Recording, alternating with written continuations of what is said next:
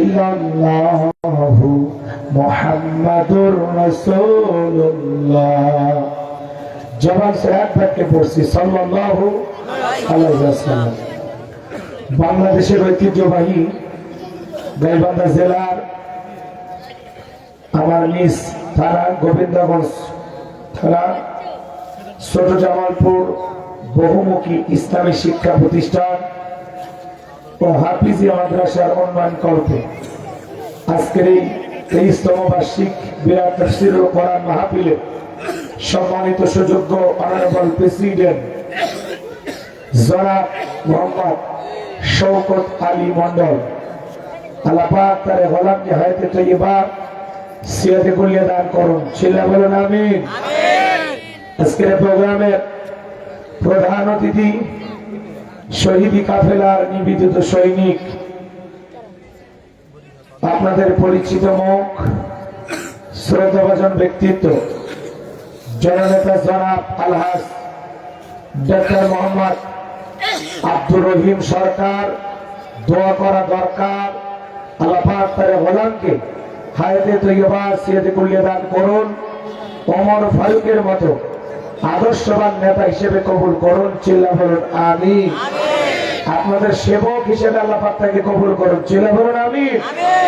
আজকের প্রোগ্রামের প্রধান মেহমান জনাব মোহাম্মদ শামীম কাইসার লিঙ্কন, আল্লাহ পাক তার গোলামকে হায়াতে তৈয়বা সিয়াতে কুলিয়া দান করুন। চিল্লা বলুন আমিন। আজকের প্রোগ্রামের বিশেষ অতিথিবৃন্দ, আমন্ত্রিত ওলামায়ে কেরাম, অনেকেরই নাম রয়েছে, সকলের নাম বলা সম্ভব নয়। আল্লাহ পাক সকলের সম্মানকে বৃদ্ধি করুন। চিল্লা বলুন আমিন। আলোচনা রেখে ধন্য করেছেন হাফেজ কারি মাওলানা মোহাম্মদ সোহাইল আহমেদ ওসমানী, হাফেজ কারি মাওলানা মোহাম্মদ আনিসুর রহমান ফারুকি। কথা বলেছেন হাফেজ মাওলানা কারি রুহুল ইসলাম সুজামিয়া। সকলের কণ্ঠ আল্লাহের দ্বীনের জন্য, ইসলামের জন্য, কোরআনের খেদমতের জন্য কবুল করুন। চিল্লায় বলুন আমিন।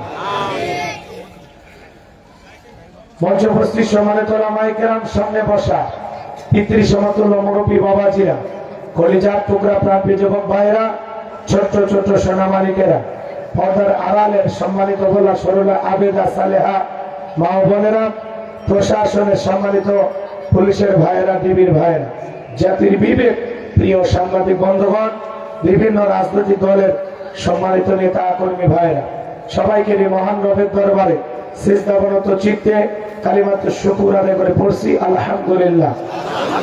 বিশ্ব নবীর প্রতি দরুদ ও সালাম সকলেই পড়ুন সাল্লাল্লাহু আলাইহি ওয়াসাল্লাম। সম্মানিত ভাইরা, আজকের এই প্রোগ্রামে আসতে পেরে বসতে পেরে আপনারা খুশি না বেজার?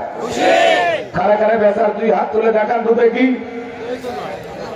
বুঝে দেখেন, মাঝে মাঝে হাত তুলে না বুঝে তুলেছেন, যারা দাঁড়ায় আছেন ভাই হাত দিয়ে ইশারা দিই, বোঝেন না নাকি? খেয়াল নাই না কোন লাগে?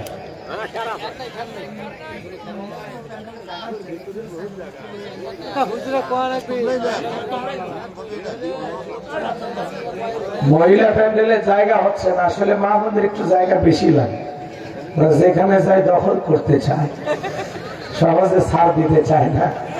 তো মা বোনদেরকে বলতেছে, মা একটু, কর্তৃপক্ষের ভাইরা বলতেছে জায়গা হচ্ছে না, একটু অনুরোধ করতেছে, মা এক বোন আর এক বোনকে বসার সুযোগ করে দেন। আর আপনারা পুরুষ প্যানেলে যারা দাঁড়িয়েছেন ভাই বসো। কয়েকবার ইশারা দিয়েছি, যুবক বসো। আমার ইশারা তো বুঝবেন না, বান্ধবীর ইশারা ঠিকই বুঝি। হ্যাঁ, হুজুরের ইশারা তো কাজে লাগে না। বসেন বসেন, অল্প সময় কথা বলবো, আমরা 12টার মধ্যে প্রোগ্রাম শেষ করে দেবো ইনশাআল্লাহ। সবাই বসেন বসেন বসেন, সবাই বসেন। আজকের মাহফিলে আসতে পেরে বসতে পেরে আপনারা খুশি না বেজা? যদি হন খুশি, মুখে নিয়ে হাসি, আওয়াজ বেশি। আল্লাহ রাবের এমন একটি স্লোগান দেবেন, এলাকায় যদি কোনো ইসলাম বিরোধী উই পোকা, সার পোকা, তেলা পোকা থাকে, ওদের কলিজায় যেন কম্পন সৃষ্টি হয়। এবার আওয়াজ তুলতে রাজি আছেন যারা, বীর মুসলমানের মতো দুটি হাত টান টান করে তুলে দেখান তো তারা। লিল্লাহি তাকবীর, লিল্লাহি তাকবীর, আল্লাহু আকবার। আল কোরআনের আলো, আল হাদিসের আলো, দুনিয়ার মুসলিম, সারা বিশ্বের মুসলিম, আমার নেতা তোমার নেতা, আমার নেতা তোমার নেতা, লিল্লাহে তাকবীর, আল কোরআনের আলো, আল হাদিসের আলো, দুর্নীতির আলো। হাতে লাগাতেন তো মাশাআল্লাহ, আস্তে কারণ আগে জানো না লাগে হাত নামা। অনেকে ঝোঁকে তাহলে বলেই ফেলেছেন দুর্নীতির আলো ঘরে ঘরে যাবে। বাংলাদেশে দুর্নীতি দমন কমিশন আছে না নাই? এরপরে দুর্নীতি কমেছে নাকি ডিজিটাল কাজে বেড়ে চলেছে? দিন যত করার ছিল দুর্নীতির পাল্লা তত ভারী হচ্ছিল, কথা বলে ঠিক না? আমরা চাই আমাদের প্রিয় মাতৃ বাংলাদেশ দুর্নীতি মুক্ত আল্লাহ কবুল করুন, ছিল বলুন আমিন। আমরা চাই আমাদের বাংলাদেশ মাদক মুক্ত আল্লাহ কবুল করুন, ছিল বলুন আমিন। আমরা চাই আমাদের বাংলাদেশ যৌতুক মুক্ত আল্লাহ কবুল করুন, ছিল বলুন আমিন।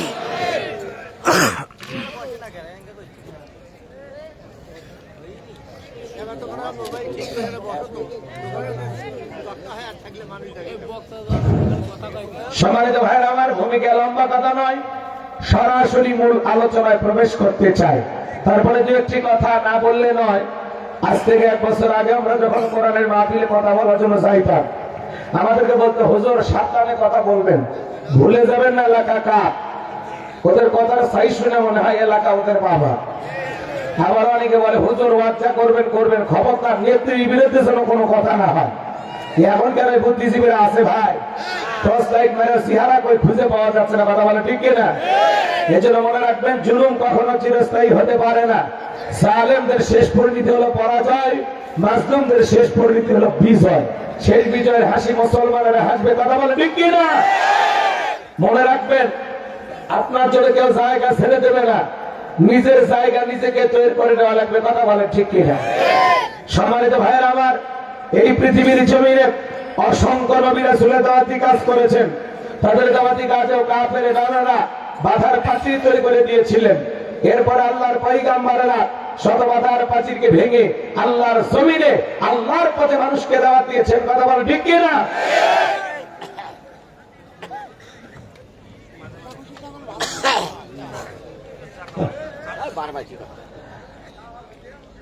আপনার আমার প্রিয় নবী কালেমার দাওয়াত থেকে, কোরআনের প্রচার করতে থেকে মার খেয়েছেন, রক্ত ঝরিয়েছেন, দান্দার মোবারক শহীদ হয়ে গেছেন। সাহাবা ইকরাম দ্বীনকে প্রতিষ্ঠিত করতে গিয়ে মার খেয়েছেন, রক্ত ঝরিয়েছেন, জীবন দিয়েছেন।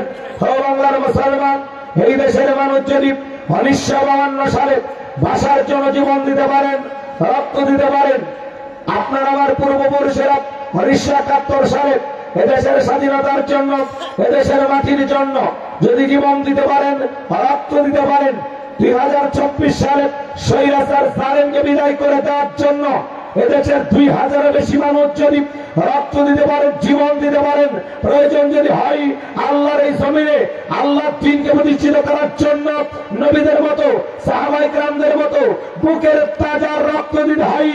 কোরআনের জন্য, দ্বীনের জন্য, ইসলামের জন্য, কোরআনের সমাজ কায়েম করার জন্য নবীদের মতো, সাহাবায়ে কেরামদের মতো কারা কারা বুকের তাজা রক্ত দিতে রাজি? 2 হাত তুলে আল্লাহকে দেখান, 2 হাত তুলে আল্লাহকে দেখান।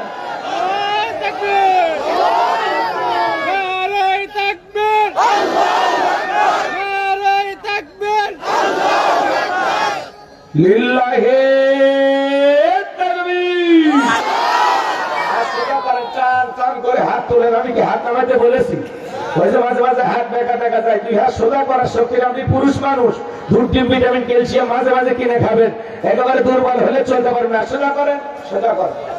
আমার আল্লাহ রাব্বুল আলামিন বলেন, ইন্নাল্লাহা আশতারা মিনাল মুমিনিনা আনফুসাহুম ওয়া আমওয়ালাহুম বিআন্না লাহুমুল জান্নাহ। সূরা তাওবার 111 নম্বর আয়াতে আল্লাহ রাব্বুল আলামিন জানিয়ে দিলেন, নিশ্চয়ই মুমিন বান্দাদের জান মাল আমি আল্লাহ ক্রয় করে নিয়েছি, বিনিময়ে দেব জান্নাত। বলুন সুবহানাল্লাহ। তাহলে বলেন তো বাজার, আপনার আমার জীবনের মালিক কে? এই গোবিন্দগঞ্জের যুবকেরা ভালো করে বলো তো, এই জীবনের মালিক কে? প্রেম করবার প্রেমিকাকে পার্কে নিয়ে ডাইলগ দিবা, এ জীবন তোমার, তুমি শুধু আমার। ওরে হাইব্রিড যুবক, এই জীবনের মালিক কে? আপনার আমার সম্পদের মালিক কে? আল্লাহর দেয়া জীবন, আল্লাহর দেয়া সম্পদ আল্লাহর পথে খরচ করতে রাজি আছেন তো মুসলমান? রাজি আছেন তো ইনশাআল্লাহ? রাজি আছেন তো ইনশাআল্লাহ? বাম হাত নামান, শুধু ডান হাত তুলে রাখেন, শুধু ডান হাত। আল্লাহ রাব্বুল আলামিন বলেন, ইল্লা আসহাবাল ইয়ামিন ফি জান্নাতিন ইয়াতাসাআলুন। ডানপন্থী যারা জান্নাতের বাগানে থাকবে তারা, ডানপন্থী যারা আল্লাহর প্রিয় তারা বলুন আল্লাহু আকবার। কোনো কথা হবে না। কিছুক্ষণ আগেই বললেন হুজুর জীবন দিতে রাজি, রক্ত দিতে রাজি। আপাতত জীবন রক্তের দুইটার কোনোটাই দিতে হবে না। ডান হাতটা পকেটের ভিতরে ঢুকে দিয়েছে, যা পারেন যতটুকু পারেন এই মাদ্রাসার জন্য প্রাণ ভরে দান করবেন। সোজা ডান হাত পকেটে দেন, আমিও দিচ্ছি। নিজের পকেটে হাত দেবেন, অন্য কারো পকেটে হাত দিয়ে পকেট মারে বলে মার খাবেন না। সবাই পকেটে হাত দেন, সবাই পকেটে হাত দেন। ছেলেমেয়ে যারা আছো, যাদেরকে দায়িত্ব দেওয়া আছে স্বেচ্ছাসেবকের, ব্যাগ নিয়ে, রুমাল নিয়ে, চাদর নিয়ে, যার কাছে যা আছে তাই নিয়ে মাঠে নামো, খেলা হবে। ছেলেমেয়ে যাচ্ছে, সবাই যান, সবাই পকেটে হাত দেন। আমিও দিলাম, আপনারাও দেন। আল্লাহ সবাইকে দেওয়ার তৌফিক দান করুন। জোরে বলুন আমিন। আর একটু জোরে বলুন আমিন। আমিও দিলাম, আপনারাও দেন। সবাই দেন, সবাই দেন, সবাই পকেটে হাত দেন। যে যা পারেন, 10, 20, 50, 200, 100, 500, 2, 4, 5, 10, 1000, 1 লাখ, 2 লাখ, যে যা পারেন আল্লাহর রাস্তায় নবীর মাদ্রাসার জন্য আপনারা প্রাণ করে দান করবেন। খবরদার কেউ যেন আমার বিড়ি ম্যাচ দিন না। 2014 সালে ওয়াজ করতে গেছিলাম রংপুর তারাগঞ্জ, ওই জায়গায় কালেকশন চলতেছিল। একজন ব্যাগের ভিতরে দিয়েছিল 2 প্যাকেট বিড়ি, দিয়ে লেগে গেছে 1 প্যাকেট মাহফিল কমিটির আর 1 প্যাকেট বক্তা। কতবার দুষ্ট চিন্তা করেন, এরকম দুষ্টমি করা যাবে না। সবাই পকেটে হাত দিয়ে আল্লাহ রাস্তায় টাকা দান করেন। মহিলা প্যান্ডের লোকজন বাড়ায় দেন। আমার মা বোনদের বসে আছে না মা, আমি জানি আমার গাইবান্ধার মা বোনদের হাতে রান্না যেমন ভালো, মনটা তার সাথে বেশি ভালো। আল্লাহ আমার মা বোনদেরকে দান করা তৌফিক দান করুন। চিল্লা বলুন আমিন। আর একটু জোরে বলেন আমিন। যাদের মনে হয় ফাতেমা খাদিজার মতো নরম, তারা অবশ্যই দান করবে। ছেলে পেলে গেছে, ভাই যে যা পারেন দেন। আমার হাতে 500 টাকা, 1000 টাকা, 2, 4, 5, 10, 1000 যারা দিবেন তারা দেন। সময় কম, আলোচনায় চলে যাবো। 2-1 মিনিটের মধ্যে দিয়ে দেন। 100 টাকা আল্লাহ কবুল করেন। হ্যাঁ বাড়া দেন, সিদ্দিকের গুনাহগুলো মাফ করে দেন। জোরে বলেন আমিন। সভাপতি, সহসভাপতি, গণ্যমান্য ব্যক্তিবর্গ যারা আছেন তাড়াতাড়ি দেন। সময় কম বাজার, সময় কম, খুব দ্রুত গতিতে দেন। লিল্লাহে তাকবীর। আব্দুল মতিন নাম, বাপের বেড়া মতো করছে খান কাম, নগদে 8000 টাকা। জোরে কোন মারহাবা। আল্লাহ দানটা কবুল করো, হায়াত বাড়ায় দাও, জিন্দেগির গুনাহগুলো মাফ করে দাও, দুনিয়া আখিরাতে ইজ্জত সম্মান বাড়ায় দাও। আল্লাহ তার ব্যবসায় বরকত দাও। বালু হাতে দোকান আছে, আল্লাহ তার দোকানদারিতে রহমত বরকত দাও। ওসমানে গনির মতো ধনী বানায় দাও। চিল্লায় বলেন আমিন। নাম হলো তারাজুল, দান করতে করেন 100 ভুল। আল্লাহ জান্নাতের জন্য করে না কবুল। জোরে বলেন আমিন। আর কে আছেন দরদের ভাই? রাজু ভাই, রাজু ভাই 500 নগদ, 500 বাকি, তাই না যেন ফাঁকি। আল্লাহ দানটা কবুল করেন, হায়াত বাড়া দেন, জিন্দেগির গুনাহগুলো মাফ করে দেন। জোরে বলেন আমিন। জিকির করেন লা ইলাহা ইল্লাল্লাহ। খুব দ্রুত গতিতে ছেলে পেলে গেছে বাজার, যে যা পারেন আল্লাহ রাস্তায় দান করেন। নবীর ঘর মাদ্রাসার জন্য 2টা নরম করে সবাই দান করেন। এই 2-1 মিনিটের মধ্যে আলোচনায় চলে যাব। আর আমার হাতে দেওয়ার মতো কেউ নাই। বাজার সভাপতি, প্রধান অতিথি, গণ্যমান্য ব্যক্তিবর্গ দিয়ে দিচ্ছে না, আমার জন্য বাকি রাখি। হ্যাঁ, শওকত আলী মন্ডল আছে, আপনি আগে দিয়ে দিয়েছেন, ভালো করছেন।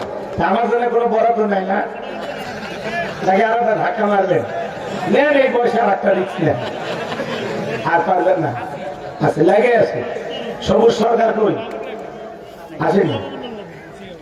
আর কেউ আছে দেওয়ার মতো? দিলে দেন, না দিলে চলে না, আলোচনা যায়। ভাই টাকা দিলে মহিলা প্যান্ডেলে পুরুষ পাঠাইছে বাচ্চাদেরকে। আমার মা বোন যারা বসে আছেন, মা শোকেস মানে স্বামীর পকেট মানে শোকেস অনেক ভরাইছে, ওখান থেকে কিছু বরাদ্দ আমাদেরকে দেন। আল্লাহ মা বোনদেরকে দান করেন, তৌফিক দান করেন। জোরে বলেন আমিন। খুব দ্রুত গতিতে দেন, দেরি করা যাবে না। আমার হাতে 500 টাকা, 1000 টাকা, 2, 4, 5, 10,000 দেওয়ার মতো কেউ থাকলে দেন। বাকিতে লিখে দিতে পারে যে হুজুর আমি 5000 দেব, আমি 1000, আমি 2000, আমি 500 দেন। পিতা মাতা রুহের মাগফিরাত কামনা দেন।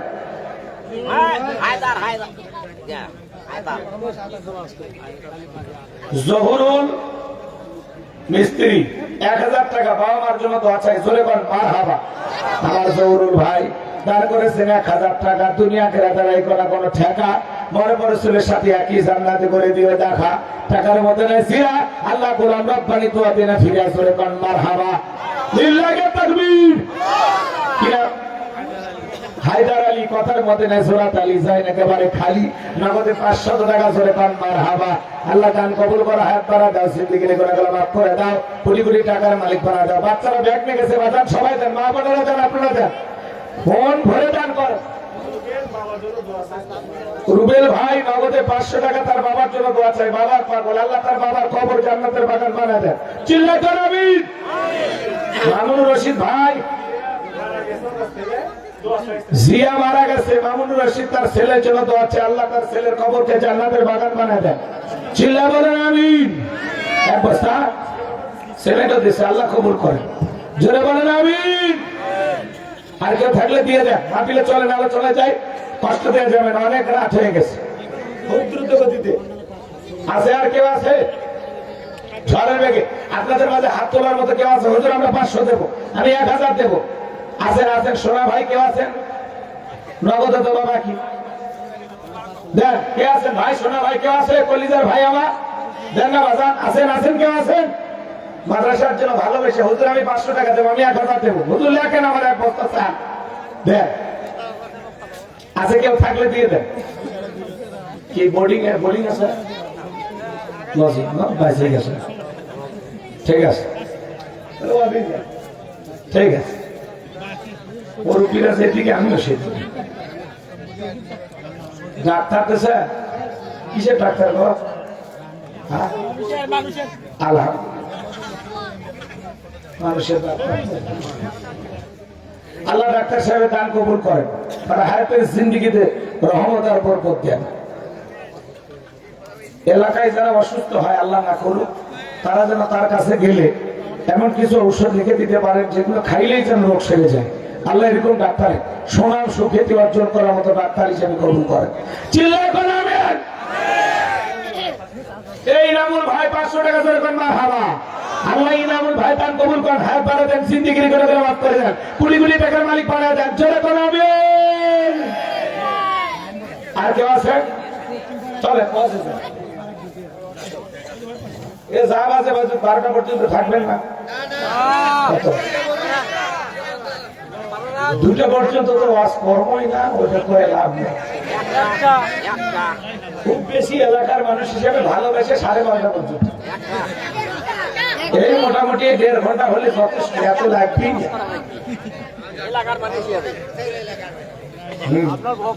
ভালোবাসা 12টায় শেষ প্রোগ্রাম।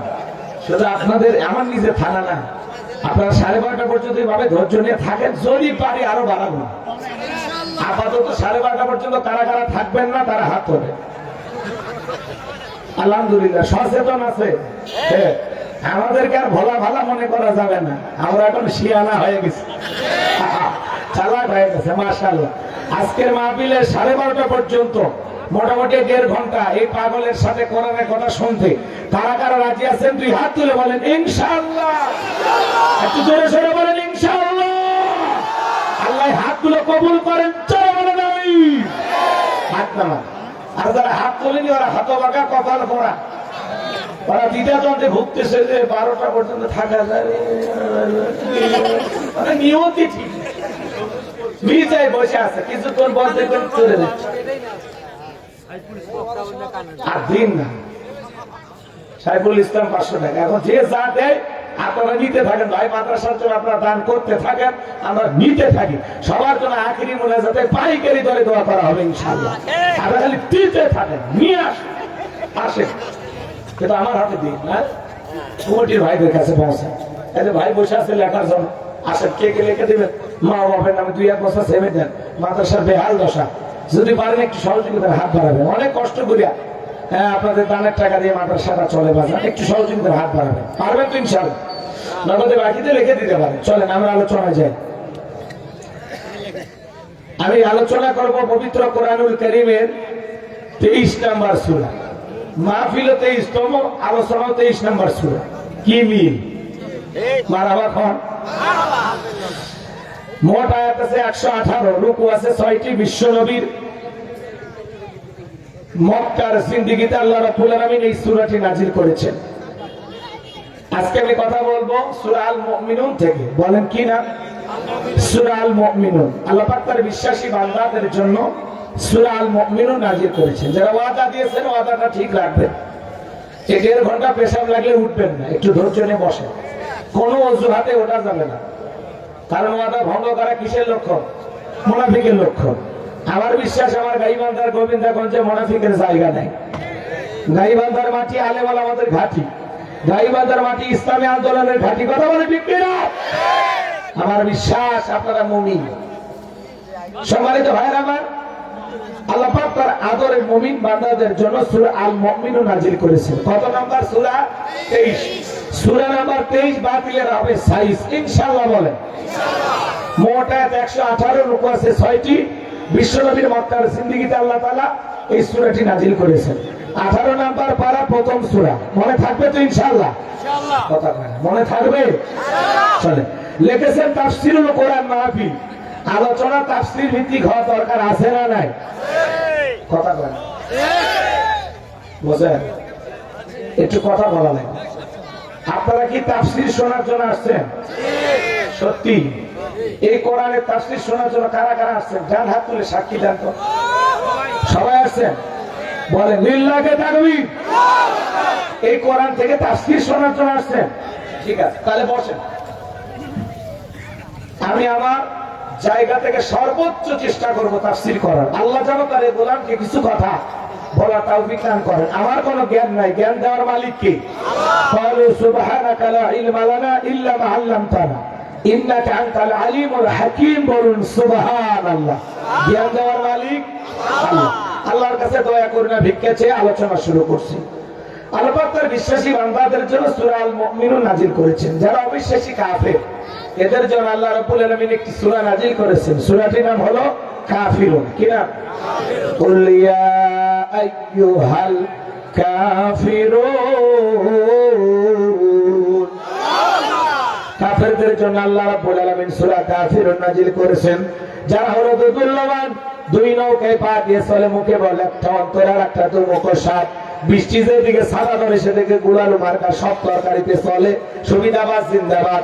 ওদের নাম কি? মুনাফিক। এই মুনাফিকদের জন্য আল্লাহ রাব্বুল আলামিন একটি সূরা নাজিল করেছেন। সূরাটির নাম হলো মুনাফিকুন। মুনাফিক চেনা বড় দায়। এই মুনাফিকদের স্বভাব হলো ইসলাম নামের গাছের গোড়া কেটে মাথায় পানি ঢালে। কথা বলেন। চুপ করে থাক ধোঁকাবাজ, চোখে তোদের নাহি লাজ। চুপ করে থাক ধোঁকাবাজ, চোখে তোদের নাহি লাজ। গোড়া কেটে মাথায় ডালো পানি, তোদের চিনি আর কতকাল করবি রে শয়তানি। মুনাফিকেরা সুযোগ পাইলে ইসলামকে জবাই করে। মনে রাখবেন, হিন্দুদের ভিতর থেকে মুনাফিকের জন্ম হয় না, খ্রিস্টানদের ভিতর থেকে মুনাফিকের জন্ম হয় না, বৌদ্ধদের ভিতর থেকে মুনাফিকের জন্ম হয় না। মুনাফিকের জন্ম হয় মুসলমানের ভিতর থেকে। ওপরে মুসলমানের কভার পড়া থাকে, ভিতরে মুনাফিকে দিয়ে ভরা। সবচেয়ে বেশি ইসলামকে ক্ষতিগ্রস্ত করে এই নামধারী মুনাফিক মার্কা মুসলমানেরা।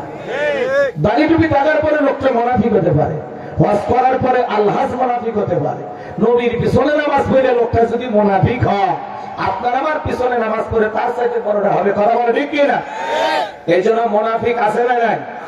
সকালবেলা কোরআনের মাহফিলের অনুমতি দিয়ে সন্ধ্যাবেলায় পুলিশ পাঠায় বন্ধ করতো। কথা বল। মুনাফিকেরা নিজের রাস্তা ক্লিয়ার করার জন্য নিজের হাতে রাতের আধারে মারার পরে হত্যা করে, আর সকালবেলা ওই লাশের উপরে ফুলের মালা দিয়ে শোক প্রকাশ করে বলে বড় ভালো লোক ছিল। তো ভালো লোক ছিল তো মানলি কেন? শয়তান। কথা বলেন। মুনাফিকেরা ওয়াকাম ওয়াকাম যা করবে সব দোষ অন্যের ঘাড়ে চাপায় দিবে। ওরা নিজেরা কখনো দোষ নিতে চায়।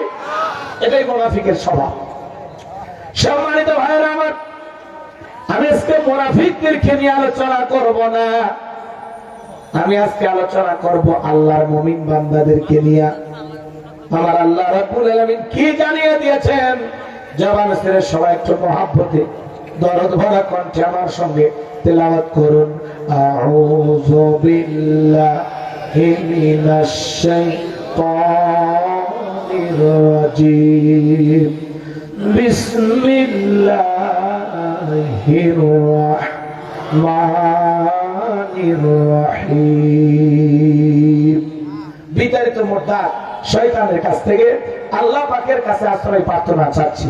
পরম গণমা সিমরালু আল্লাহ তাআলার নামে শুরু করছি। আমরা যে কোনো কাজ শুরু করব কার নামে? আল্লাহর নামে। জোরে বলেন শোনা ভাই, আল্লাহর নামে। আল্লাহর নামে কাজ শুরু করব। বেশি বলেন, বেশি মানে হালকা বলেন, আর একটু বেশি লাগে। না না হালকা গরম করে নিয়ে এসছি আমার জন্য, একটু বেশি গরম, বেশি না। আধা ঘন্টা না চা খাওয়া যাবে না, এতগুলো মানুষের মধ্যে চা খাবো। তখন বলবেন আমাদের এলাকার ছেলে হলে কি হবে, কিন্তু বিয়া দাও ঝামেলা। এই জন্য চা আসলে খাইলে গলার কোনো উপকার হবে না, গরম পানি খাইলে আমার উপকার হবে। কথাকে বুঝতে পারছেন? আর পানি খাইলে আপনারা কেউ মন খারাপ করবেন না, এটা আমি জানি। একটু বেশি গরম নিয়ে আসেন, 2-1 ঢোক খাইলেই মোটামুটি গলা একটু ধার, ঠিক আছে? আর আপনাদের মধ্যে ভাঙা ভাঙা লাগতেছে না, একটু পরে ঠিক হয়ে যাবে ইনশাআল্লাহ। আল্লাহ আছে, আল্লাহর দয়া আছে। বোঝেন, একটু গাড়ি কি রোডত চলে টান মারা যায়, একটু তোলা লাগে তো, কি বল হালকা করে পিক আপ টানা লাগে, হালকা করে।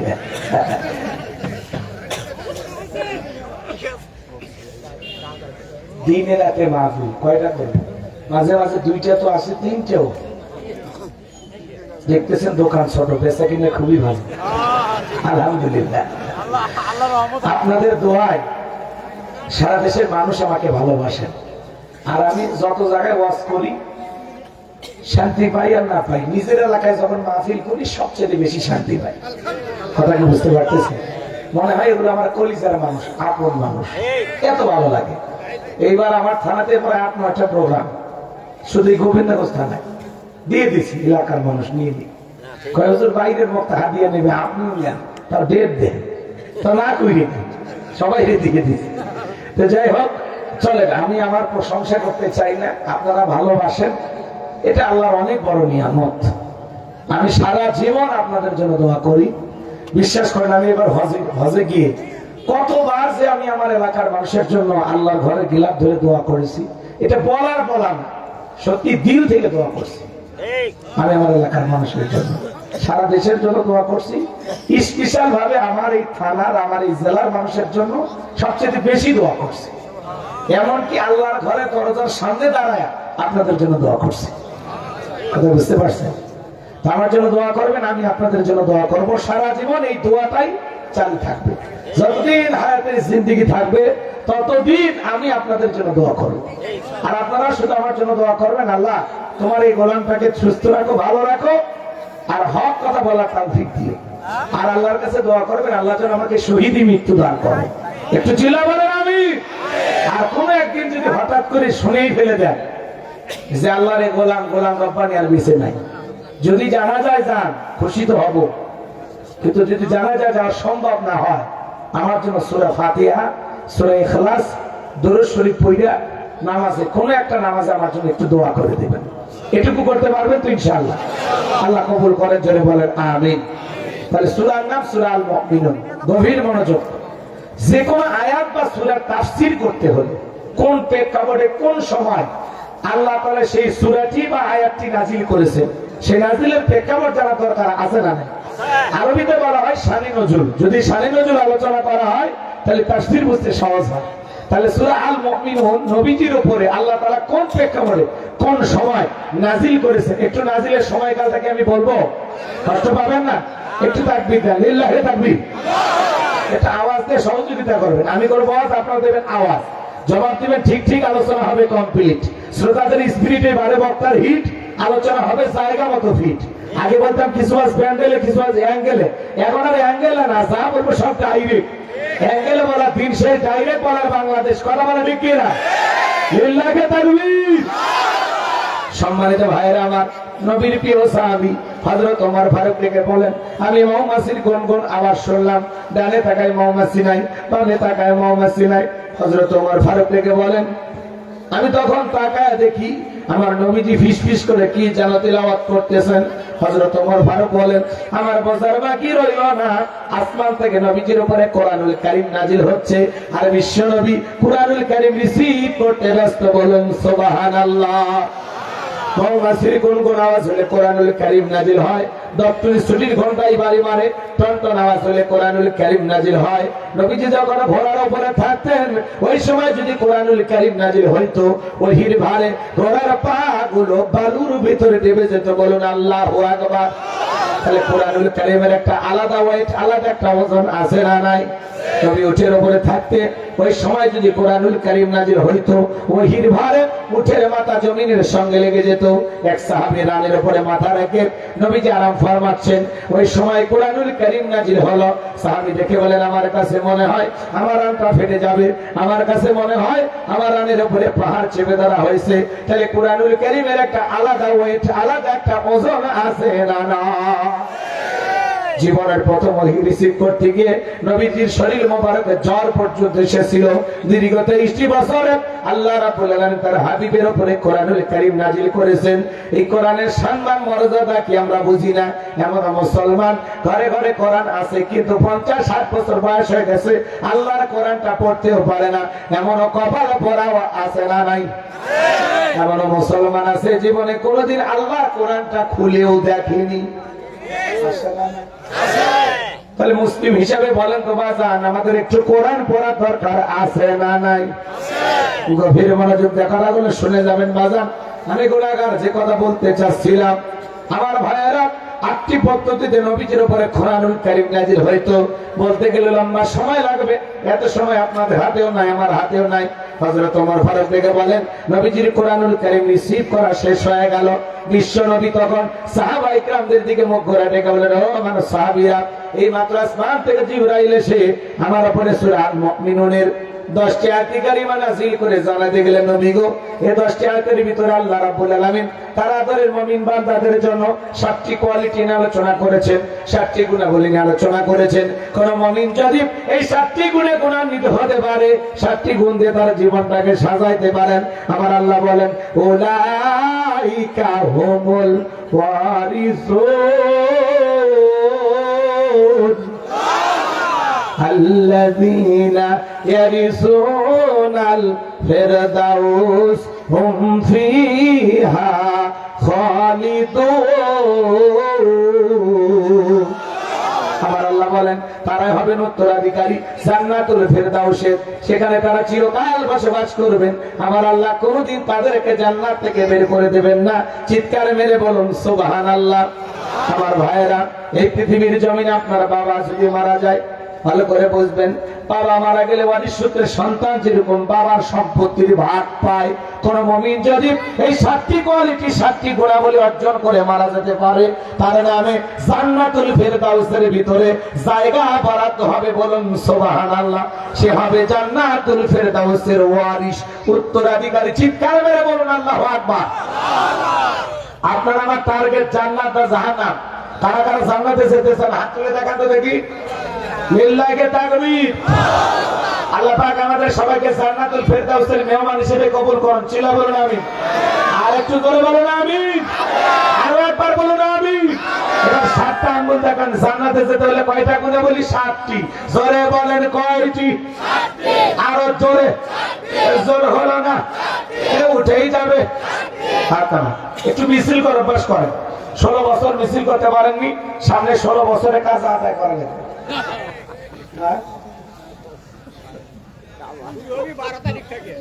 জি জি, 12 তারিখে শুরু হবে। গেছে চাচা গেছে, তার আগে মিছিল হবে বেটা। 12 তারিখে মিছিল করে দিবি না? 12 তারিখে জায়গা মতো সিল মারা লাগবে। কষ্ট হচ্ছে আপনাদের? আমার দিকে তাকান। আচ্ছা, মুরব্বী মানুষ তো বোঝেনি, মিছিল হবে তার আগে থেকে, 10-15 দিন আগে থেকে, বুঝলেন? খালি মার্কা বাড়ি হোক, দেখেন কি লাভটা মারেন আপনারা। আচ্ছা চলেন সামনের দিকে যাই। আমার ভাইয়েরা, নবী তখন সাহাবায়ে কিরামদের সামনে তেলাওয়াত করে শুনিয়ে দিলেন। আমার আল্লাহ বলেন, قد فلح المؤمنون আমার আল্লাহ বলেন অবশ্যই মুমিনেরা সফল, অলরেডি মুমিনেরা সফল হয়েছে তারা ঈমান এনেছে যারা আল্লাহু আকবার বলেন। আমরা মনে করি ক্ষমতা থাকলে সফল, টাকা থাকলে সফল, যশ খ্যাতি থাকলে সফল, ব্যবসায়িক দিক দিয়ে সফল, নায়ক সুপারস্টার এরা বুঝি সফল না রে বাজার। এগুলো সফলতার মাপকাঠি না। আল্লাহর কাছে সফল হতে পারবে তারা ঈমান আনবে যারা। ভালো করে বোঝার চেষ্টা করবেন। বর্তমান পৃথিবীর সবচাইতে ক্ষমতাধর ব্যক্তির নাম কি? ডোনাল্ড ট্রাম্প, আমেরিকার প্রেসিডেন্ট। এ হলো বর্তমান পৃথিবীর সবচাইতে ক্ষমতাধর। আপনাদের এলাকায় একটা বাজার আছে বালুয়াহাট। এই বাজারে আল্লাহর একজন বান্দা তরি তরকারি বিক্রি করে, সবজি বিক্রেতা। আজান দেওয়ার পরে আল্লাহর গোলাম মসজিদে গিয়ে মাথা নত করে যদি আল্লাহকে সিজদা দেয়, ওই পৃথিবীর বড় নেতা ডোনাল্ড ট্রাম্পের চাইতে ওই সবজি বিক্রেতা ইমানদারের দাম কম না বেশি? তার মানে কি বুঝলেন? ইমান আছে যার, আল্লাহর কাছে দাম আছে তার। যার ইমান নাই তার 4 পয়সা মূল্য আল্লাহর কাছে নাই। কথা বলে ঠিক কিনা? ইমান যার আছে আল্লাহর কাছে দাম আছে। ওই বেঈমানেরা ক্ষমতার দিক দিয়া বিশাল ভাবে নেতা হতে পারে, অন্য দেশের নেতাকে গুম করতে পারে। কথা বলে, অন্য দেশের উপরে বোমা নিক্ষেপ করতে পারে, নানান পাওয়ার ওই জালেম বেঈমানদের থাকতে পারে, কিন্তু মরার পরে সবগুলো বেঈমানকে পিটাইয়া জাহান্নামে দেবেন তিনি কে? জোরে বলেন কে? কত ক্ষমতাধরকে আল্লাহ তাআলা নাকানি চুবানি খাওয়াইলো, কত ক্ষমতাধরকে আল্লাহ সুতার বাড়ি খাওয়াইলো, কত ক্ষমতাধরকে আল্লাহ তাআলা থাপ্পড় মেরে বিদায় করলো। কথা বলে ঠিক না?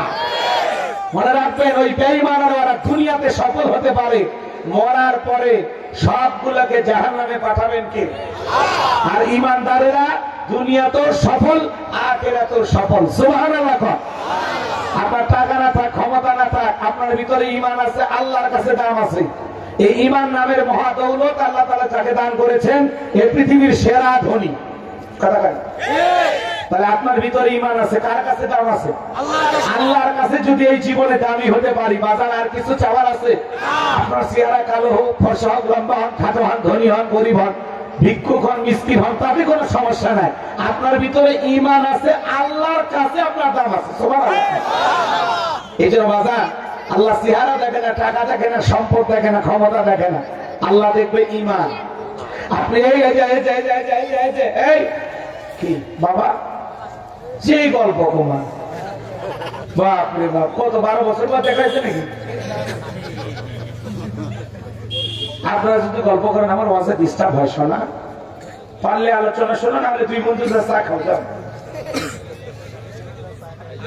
একটু গল্প করা যাবে না? আমি আজকে গল্প করবো, ঠিক আছে? আমি গেলে তোমরা গল্প করবা। মনোযোগ দেওয়া যদি না শোনো তো কিসের বল? আমার দিকে টাকা কষ্ট হচ্ছে আপনাদের? তাহলে আমি যে কথা বলতে চাচ্ছিলাম শোনেন, কথাই তো ভুলে গেছি। রাগ করছেন? কথা কি বলছিলাম বলেন তো? এই তো ভুলে গেছি। খালি ডোনাল্ড ট্রাম্প অনেক না, আমি এটা বলি না। আমি বলতে চাচ্ছিলাম আল্লাহর কাছে সফল হতে পারবে তারা ঈমান আনবে যারা। কথা কি বুঝাইতে পারলাম? তাহলে আল্লাহর কাছে সফল হতে হলে আপনার ঈমান লাগবে। আপনি জান্নাতে যেতে চান, এমনি জান্নাতে যেতে চাইবেন না, যাইতে চাইলেও আপনি যাইতে পারবেন না। জান্নাতে যেতে হলে ঈমান নামের পাসপোর্ট লাগবে। কি লাগবে বলেন? কেউ যদি জান্নাতে যেতে চায় তার কি লাগবে বলেন? ঈমান। এই ঈমান নামের পাসপোর্ট যার আছে তার জান্নাতের ভিসা লাগবেই, লাগবেই ইনশাআল্লাহ। আপনার ভিতরে ঈমান থাকলে আপনি জান্নাতে যেতে পারবেন। যদি ঈমান না থাকে আপনি জান্নাতে যেতে পারবেন না। আর আল্লাহ আমাদেরকে ভালোবাসে কত জানেন? আল্লাহ ভালোবাসে মুসলমানের ঘরে জন্ম দিয়া জান্নাতের রাস্তা একটু আগায় দিছে। সুবহানাল্লাহ বলেন। এরপরে আল্লাহ তাআলা ভালোবেসে পৃথিবীর শ্রেষ্ঠ ধর্ম ইসলাম ধর্মের মানুষ বানায়া জান্নাতের রাস্তা আরেকটু আগায় দিছে। আল্লাহু আকবার। ঠিক ঠিক। এরপরে আল্লাহ তাআলা পৃথিবীর শ্রেষ্ঠ পয়গম্বর মুহাম্মদ রাসূলুল্লাহ সাল্লাল্লাহু আলাইহি সাল্লামের উম্মত বানায়া জান্নাতের রাস্তা আরেকটু আগায় দিছে। এরপরে আখেরি পয়গম্বরের উপরে আল্লাহ তাআলা এই কোরআনুল কারীম নামক কিতাব নাযিল করে আসমানি 104 খানা কিতাবের মধ্যে শ্রেষ্ঠ হলো কোরআন। পৃথিবীর শ্রেষ্ঠ কিতাব কোরআনুল কারীম দান করে আল্লাহ তাআলা জান্নাতের রাস্তা আরেকটু আগায় দিয়েছেন। আমরা জাতির দিক দিয়ে সেরা জাতি। নবীর দিক দিয়ে সেরা নবী পাইছি, কিতাবের দিক দিয়ে সেরা কিতাব পাইছি। আজকের আলোচনা শুনে, গোলাম রব্বানির এই কথাগুলো শুনে যদি আমল করতে পারেন, জান্নাতটাও পাবেন সেরা ইনশাআল্লাহ। ঢাকা গুলশানে বাড়ি দরকার নাই, উত্তরে বাড়ি দরকার নাই। আজকের আলোচনা শুনে যদি আমল করতে পারেন, জান্নাতুল ফেরদাউসে আপনার নামে জায়গা বরাদ্দ হয়ে যাবে। চিৎকার মেরে বলুন সুবহানাল্লাহ। এই জন্য মনোযোগ দিয়ে কথাগুলো শোনা লাগবে। কথা আমার না, কথা হলো আমার মালিকের। আমি শুধু বাঁশিতে একটু হালকা সুর তুলতেছি, এতটুকুই। বাজানো আমার গভীরে মনোযোগ দিয়ে শোনেন। তাহলে কদ আফলাহাল মুমিনুন, অবশ্যই মুমিনেরা সফল। অলরেডি মুমিনেরা সফল। সফল হয়েছে তারা, ঈমান এনেছে যারা। আমি বলবো সফল হয়েছে কারা? আপনারা বলবেন ঈমান এনেছে যারা। বলতে পারবেন না? বলেন সফল হয়েছে কারা? সফল হয়েছে কারা? এবার ছোট্ট প্রশ্ন, একজন অমুসলিম জোহরের নামাজের পূর্বে ঈমান গ্রহণ করেছে, ওই ব্যক্তির উপরে জোহরের সালাত আদায় করা কি ফরজ? মাশাআল্লাহ, আপনারা জ্ঞানী মানুষ। ঈমান আনার পরে মুমিন জীবনের সবচেয়ে গুরুত্বপূর্ণ ইবাদতের নাম হলো সালাত। কিয়ামতের ময়দানে আল্লাহ তাআলা বান্দার হিসাব যখন শুরু করবেন, সর্বপ্রথম আল্লাহ তাআলা সালাতের হিসাব নেবেন।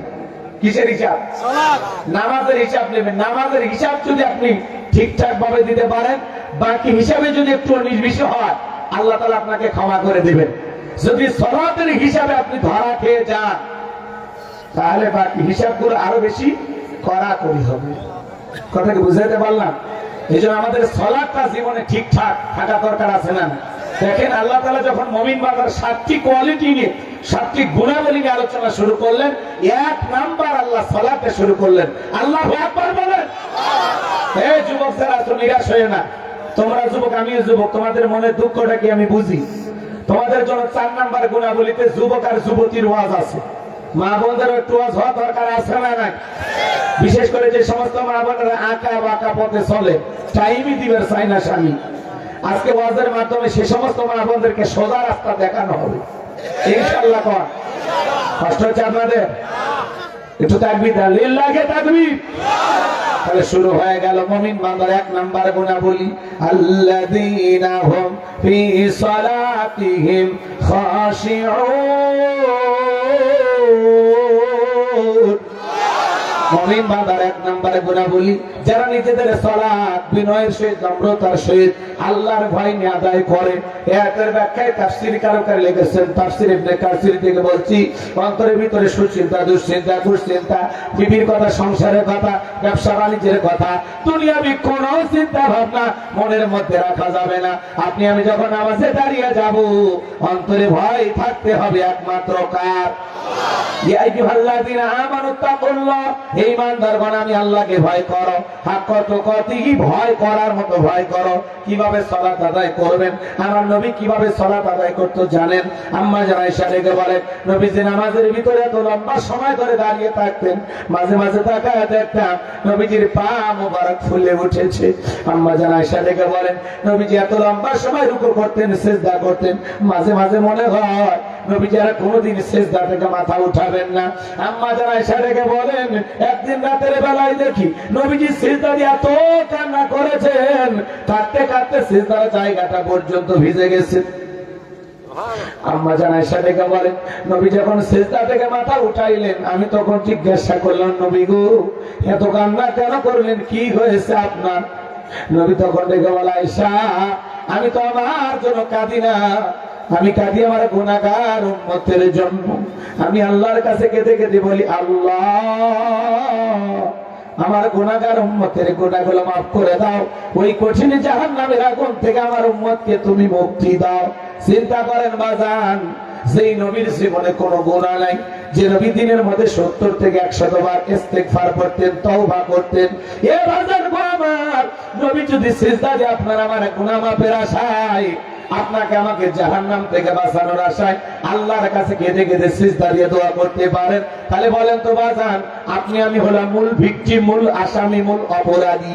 তাহলে নিজেদের গুনাহ মাফের জন্য আল্লাহর কাছে সিজদা দিয়ে কান্না করার দরকার আছে না নয়? জোরে বলেন, দরকার আছে না নাই? কষ্ট পাচ্ছেন নাকি আপনারা? আমার ভাইয়েরা, 5 ওয়াক্ত সালাত এটা তো রবের বাধ্যতামূলক ওয়াদার, আদায় করাই লাগবে। নিজেকে যদি মুমিন দাবি করেন, 5 ওয়াক্ত সালাত নফল না ফরজ? জোরে বলেন, 5 ওয়াক্ত সালাত এটা তো রবের বাধ্যতামূলক ওয়াদার। আমার নবী বলেন বাইনাল আবদি ওয়া বাইনাল কুফরি তারকুস সালাহ, একজন ঈমানদার আর একজন বেঈমানের মধ্যে পার্থক্যকারী যে জিনিস তার নাম হলো সালাত। ঈমানদার নামাজ পড়ে আর বেঈমানেরা নামাজ পড়ে না। যে ঈমানদার নিজেকে ঈমানদার দাবি করবে অথচ নামাজ আদায় করে না, নিজেকে পাক্কা ঈমানদারের দাবিদার আছে না নাই? এক ওয়াক্ত নামাজ না পড়েও যারা নিজেকে পাক্কা ঈমানদার দাবি করে, কি মনে করেন চাইনা টাইজ দিয়ে পাকা করছেন? না না, আপনার ঈমান পাকা না, আপনার ঈমান হয়ে গেছে ফাঁকা। শয়তান দিয়েছে আপনাকে ধোঁকা। নামাজ না পড়ে পাক্কা ঈমানদার দাবি করে, পাক্কা ঈমানদার না, আপনি পাক্কা শয়তান হয়ে যাচ্ছেন। যার সালাত নাই তার ঈমান নাই। আপনি নামাজ না আদায় করলে কিসের ঈমানদার? কথা বলেন, কথা বলেন। 7 দিন পরে পরে জুমার নামাজ পড়ে যারা, লাইফ সাপোর্টে বেঁচে থাকা মুসলমান, তারা এর ঈমানও যখন তখন চাইতে পারে। শুধু জুমাতে ঈমান টিকাইতে পারবেন? কথা বলেন না কেন ভাই? আপনি আসর, মাগরিব, এশা, ফজর কেন আসেন? এগুলো কি ফরজ না? এগুলো আদায় করতে হবে না? বাংলাদেশে জুমার নামাজের জন্য মসজিদ ভাঙিয়ে 2 তালা 3 তালা করা হয়, ফজরের নামাজের সময় এক কাতার মুসল্লিও জোটে না। কথা বলেন। এমন মসজিদ আছে মুয়াজ্জিন একাই আযান দিয়ে একাই নামাজ পড়ে, এক দুলে ভাইও আসে না। আছে না নাই? এ বাজান, মন খারাপ করবেন না, কষ্ট মনের মধ্যে নেবেন না। আপনারা আমার এলাকার মানুষ, আপনারা জান্নাতে যান, এইটাই তো আমার অন্তরের চাওয়া, কলিজার চাওয়া। কথা বোঝেন নাই? 5 ওয়াক্ত সালাত এটা তো রবের বাধ্যতামূলক ওয়াদা, আদায় করতেই হবে। কথা বলেন। আপনি যদি বলেন আমি আল্লাহর বান্দা, আমি আল্লাহর গোলাম, তাহলে 5 ওয়াক্ত সালাত আপনাকে আদায় করতেই হবে। রবের হুকুম, আমাদের মনিবের হুকুম। বলে তো চাকর গোলাম কি তার ইচ্ছায় চলবে নাকি মনিবের ইচ্ছায় চলবে? আমাদের মনিবের নাম আল্লাহ। আল্লাহ কি করছে? 5 ওয়াক্ত সালাত কি করে দিয়েছে? তাহলে আপনি আদায় না করিয়া যদি নিজেকে বিশাল কিছু ভাবেন, তাহলে সমস্যা না। মালিকের কথা শুনলে কপাল ভালো, না শুনলেই কপাল বা গেল। কথাকে বুঝাইতে পারলাম? আসুন না বাজান, আমরা একটু পরিবর্তন হয়ে যায়। 5 ওয়াক্ত সালাত আদায় করবেন, পাশাপাশি গভীর নিশীথে রাতে 1টা 2টা 3টার দিকে উঠা আরামের বিছানাতে করে বিবির ভালোবাসাতে কইরা ঠান্ডা পানিতে ওযু বানায়া নিরালাই নিবৃত্তিতে যায় নামাজে দাঁড়িয়ে যায় যারা, এই নামাজ পৃথিবীর কাউকে দেখানোর জন্য নয়, এই নামাজ হলো একমাত্র আল্লাহকে পাওয়ার জন্য। যারা তাহাজ্জুদের যায় নামাজে দাঁড়ায়, বলেন তো এই নামাজ কি লোক দেখানোর জন্য? এই নামাজ শুধুমাত্র আল্লাহকে পাওয়ার জন্য। এই নামাজ যখন তাড়াহুড়ো করে পড়া লাগে, আসর মাগরিব তাড়াহুড়ো করে পড়া লাগে, এশাতে ঘুমানোর আগে তাড়াহুড়ো করে পড়া লাগে, কিন্তু তাহাজ্জুদের সালাত এমন একটা সালাত, 2 রাকাত নামাজও যদি ঠিকঠাক ভাবে 30, 40, 50, 1.5 ঘন্টা সময় না পড়তে পারে, কি বলেন? মজা আছে না? না। জীবনে কি এরকম কোন সিজদা আছে যে সিজদা দিয়ে আপনি 2-3 ঘন্টা কেঁদেছেন? হ্যাঁ, আল্লাহর কাছে কাঁদছেন, এরকম কোন দিন গেছে আপনার? কি করছেন আপনি? হুজুর কাঁদছি, নির্বাচনে হাইরে কাঁদছি, হুজুর কাঁদছি, খেলায় হাইরে কাঁদছি, জুয়াতে টাকা নষ্ট করে কাঁদছি, বইয়ের মার খেয়েও কাঁদছি। কি খাওয়া? নাটক সিনেমা দেখে কেঁদেছেন, কিন্তু নিজে কখনো নিজের গুনাহ মাফের জন্য আল্লাহর কাছে সিজদা দিয়ে কান্না করেননি। তাহলে কি হইল? কি করলেন জীবনে? আপনার কান্না কি আমি কাঁদতে হবে নাকি আপনাকে কাঁদতে হবে? নবী যদি আপনার জন্য কাঁদে, তাহলে আপনি নিজের জন্য কাঁদবেন না? কথা বলেন গো। নবী কেঁদেছেন কার জন্য? আমাদের জন্য। তাহলে আমরা যে আসামি, আমরা কাঁদবো না? না কাঁদলে কি মামলা খারিজ হবে? রাসূল তো কাইদে কিছুটা আগায়া দিছে, এখন বাকিটা আপনি কাঁদেন। এজন্য আল্লাহ বলতেছেন ওয়াল্লাযীনা ইয়াবিতুনা লিরাব্বিহিম সুজদাও ওয়া কিয়ামা, যারা রাত্রি জাগরণ করে আমি আল্লাহকে সিজদা দেয়, আমি আল্লাহর জন্য দণ্ডায়মান হয়ে যায়। গভীর নিশীথে যারা তাহাজ্জুদের চাই নামাজের সাথে প্রেম করে, রুকু সিজদার মাধ্যমে আল্লাহর সাথে প্রেম করে, গভীর নিশীথে আল্লাহর সাথে গভীর সম্পর্ক করে, এরাই হলো আল্লাহর প্রকৃত বান্দা। কথা বলেন। যারা আল্লাহর প্রিয় গোলামেরা রাত্রি জাগরণ করে, যুবকেরা রাত্রি জাগরণ করে, তবে নামাজ পড়ে না, রুকু সিজদা কইরে না, ইউটিউবে ইন্টারনেট ঘাটাঘাটি কইরা, ইমো মেসেঞ্জারে বান্ধবীর সাথে চ্যাটিং কইরা, সারা রাত মোবাইলে লেখালেখি কইরা, উল্টাপাল্টা ভিডিও দেখে ফজরের আজান হয় যখন, ওই হাইব্রিড যুবক ঘুমাইতে যায়, তখন নামাজও পড়ে না। হে যুবক, এই ঘুম ভাঙলে সকাল, না ভাঙলে পরকাল। কথা বলেন। ফজর পরে ঘুমাইলি না, ওই ঘুমটা যদি আর না ভাঙে মালিকের কাছে কি জবাব দিবি? কয়েকদিন আগে শুক্রবারে ভূমিকম্প হইল না, ফজরের নামাজের পরে, কথা বলেন তো? ওই রাত্রিতে ওই দিনে যদি আপনি মারা যেতেন, ফজর পড়ার নাই, অনেকে ঘুমের মধ্যে ছিলেন, ওই অবস্থায় যদি মৃত্যু হতো, তাহলে আপনার জীবনের শেষ আমলটা ফজরও যুক্ত না। এই জন্য বাজার কখন মৃত্যু হবে, কোন সময় আমরা কেউ জানি না। যুবক, এই জন্য আমাদের ফজর পরে ঘুমানো দরকার আছে না নাই? কথা বলেন, দরকার আছে না নাই? কেমন করে ঘুমাও তুমি ওরে গোবিন্দগঞ্জের যুবক, কেমন করে ঘুমাও তুমি ফজর করে কাজা? এমন তো হতে পারে ও তোমার জহরে জানাজা, এমন তো হতে পারে ও তোমার জহরে জানাজা। কথা বলেন ঠিক কিনা? যুবকরা কিভাবে নামাজ আদায় করবা, তাহাজ্জুদ পড়বা? এই যুবকেরা গভীর মনোযোগ দিয়ে কথাগুলো শুনে যান। নবীর সাহাবীরা মরুভূমিতে নামাজে দাঁড়িয়ে গেছেন, ওই মরুভূমির পাখিগুলো খেজুর গাছ মনে করে সাহাবায়ে কেরামদের কাঁধের উপরে, মাথার উপরে বসে থাকতো। নবীর সাহাবীরা সালাতে এত মনোযোগ, কাঁধে পাখি বইরা থাকে, তারপরে টের পাইতো না। কোন সুবহানাল্লাহ। আর আপনি আমি মশা যদি পরে হাতে জায়গা নিয়ে আগে মশা মারে, তারপরে সুরা ধরে। কথা বল না কেন? এ ভাই, যে আপনারা তুই একসাথে ওঠা বসা করেন কি 12:30 বাজছে, দেখছেন ভাগিচ্ছে হুজুর। বাদাম বেসুক, সমস্যা নেই, কিন্তু এই যে 2-1 উঠে উঠে যাচ্ছে, ঠিক না, এটা ঠিক না। 1-1.5 ঘন্টা যদি মাহফিলে থাকতে না পারেন, তাহলে মেহমান দাওয়াতে অপমান করা দরকার আছে? আর আপনি ওয়াজি শুনবেন না, মিছে বলছেন কে? কথা বল না কেন? খারাপ কিছু বলতেছি ভাই নাকি? গান গামো 2-3 দিন দেখতে হয়, গান রাগ করতেছেন আপনারা ভাই? ভালো লাগতেছে না? তাফসীর মজা লাগে না? ঘটনা কাহিনী কইলে ভালো হয় নাকি? একটু অপেক্ষা করুন, শোনে শোনে। আমি বিস্তারিত বলার ইচ্ছা ছিল, আমি মনে করেছিলাম এর গভীরে ঢুকবো, কিন্তু গভীরে যাওয়া যাবে না, আপনাদের মনের অবস্থা ভালো না। আমার দিকে তাকান। হযরতে তালহা রাদিয়াল্লাহু তাআলা সালাত আদায় করতেছিলেন, ছেলেটা খেলা করতেছিল, জঙ্গল থেকে সাপ এসে সন্তানটাকে পেঁচিয়ে ধরলে, স্ত্রী মানুষজনকে ডাকলেন, ছেলেটাকে বিপদ মুক্ত করলেন। হযরতে তালহা নামাজ শেষে জিজ্ঞাসা করে, বিবি রে, বাড়িতে তো মানুষজন, ব্যাপারটা বুঝতে পারলাম না। ডেকে বলে, স্বামী, আপনি যখন নামাজে দাঁড়িয়ে গেছেন, জঙ্গল থেকে সাপ এসে সন্তানটাকে পেঁচিয়ে ধরেছিল, আমি মানুষজনকে ডাকলাম, ছেলেটাকে বিপদ মুক্ত করলাম। এত ঘটনা আপনার চোখের সামনে ঘটে গেল, আপনি কি কিছুই বলতে পারেন না? হযরতে তালহা ডেকে বলে, বিবি রে, নামাজের মধ্যে মন যদি এদিক সেদিক চলে যায়, তাহলে নামাজ তো আর নামাজ থাকে না। আল্লাহু আকবার। আরেকটু জোরে বলেন আল্লাহু আকবার।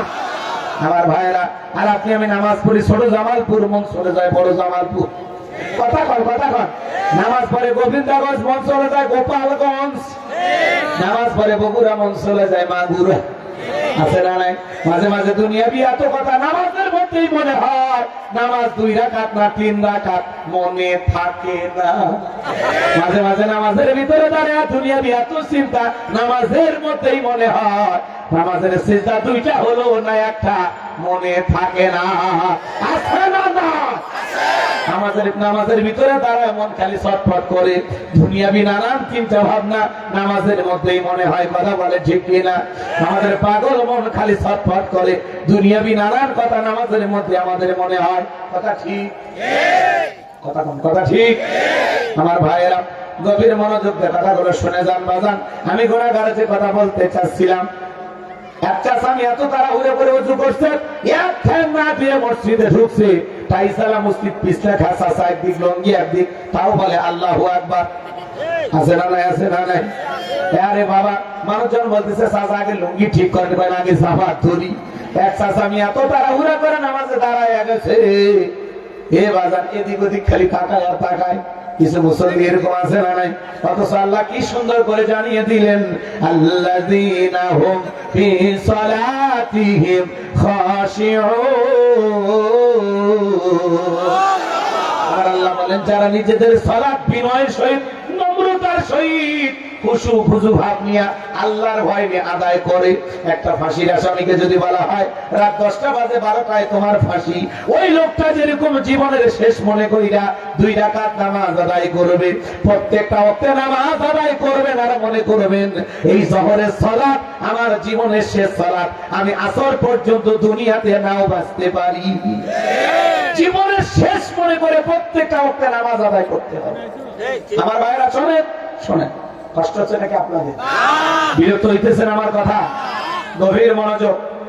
আল্লাহ তাআলা বলতেছেন বিনয়ের সহিত, নম্রতার সহিত নামাজের ভিতরে দাঁড়াইতে হবে। আচ্ছা বলেন তো, একটা রাষ্ট্রপতি প্রধানমন্ত্রী তার সামনে যদি যান, আপনারা কি করবেন? কি করবেন? দাড়ি চুলকাবেন? লাফালাফি করবেন? কি করবেন? মাশাআল্লাহ, ভদ্রভাবে দাঁড়াইতে হবে যাতে রাষ্ট্রপতি প্রধানমন্ত্রীর সাথে বেয়াদবি না হয়। একটা রাষ্ট্রপতি প্রধানমন্ত্রীর সাথে যতটা নম্র ভদ্র হয়ে দাঁড়াবেন, তার চাইতে কোটি কোটি গুণ বেশি নম্র ভদ্র বিনয়ী হয়ে সালাত আদায় করার সময় নামাজে যখন দাঁড়াবেন, ওই সময় দাঁড়াতে হবে আল্লাহর সামনে। কথা বলে ঠিক কিনা?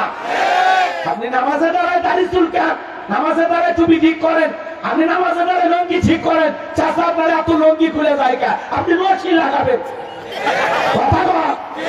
নামাজের মধ্যে দাঁড়িয়ে এদিক ওদিক থেকে মসজিদের ফ্যান করা বানাসা, মাঝে মাঝে এমনও ডিজিটাল নামাজি আছে নামাজ পড়তে পড়তে ফোন রিসিভ করে বলে হ্যালো 2 রাকাত চলতেছে। এরকম নামাজি আছে না? নামাজ পড়ে না, তামাশা করে। জোহরের 4 রাকাত সুন্নত, ইমাম আর মুসল্লি একসাথে নিয়ত বেঁধেছে। ইমামের 2 রাকাত হওয়ার আগে মুসল্লি 4 রাকাত শেষ। হুজুর জিজ্ঞাসা করে চাচা মিয়া আমার 2 রাকাত হয় না, আপনার 4 রাকাত। বলে হুজুর আপনাদের চর্চা কম। হুজুরের বলে চর্চা কম, মুরব্বী চর্চা বেশি। এরকম আছে না? না। এই তো সামনে রমজান মাস, এটা রজব না, এরপরে শাবান, এরপরে রমাদান। কথা বল।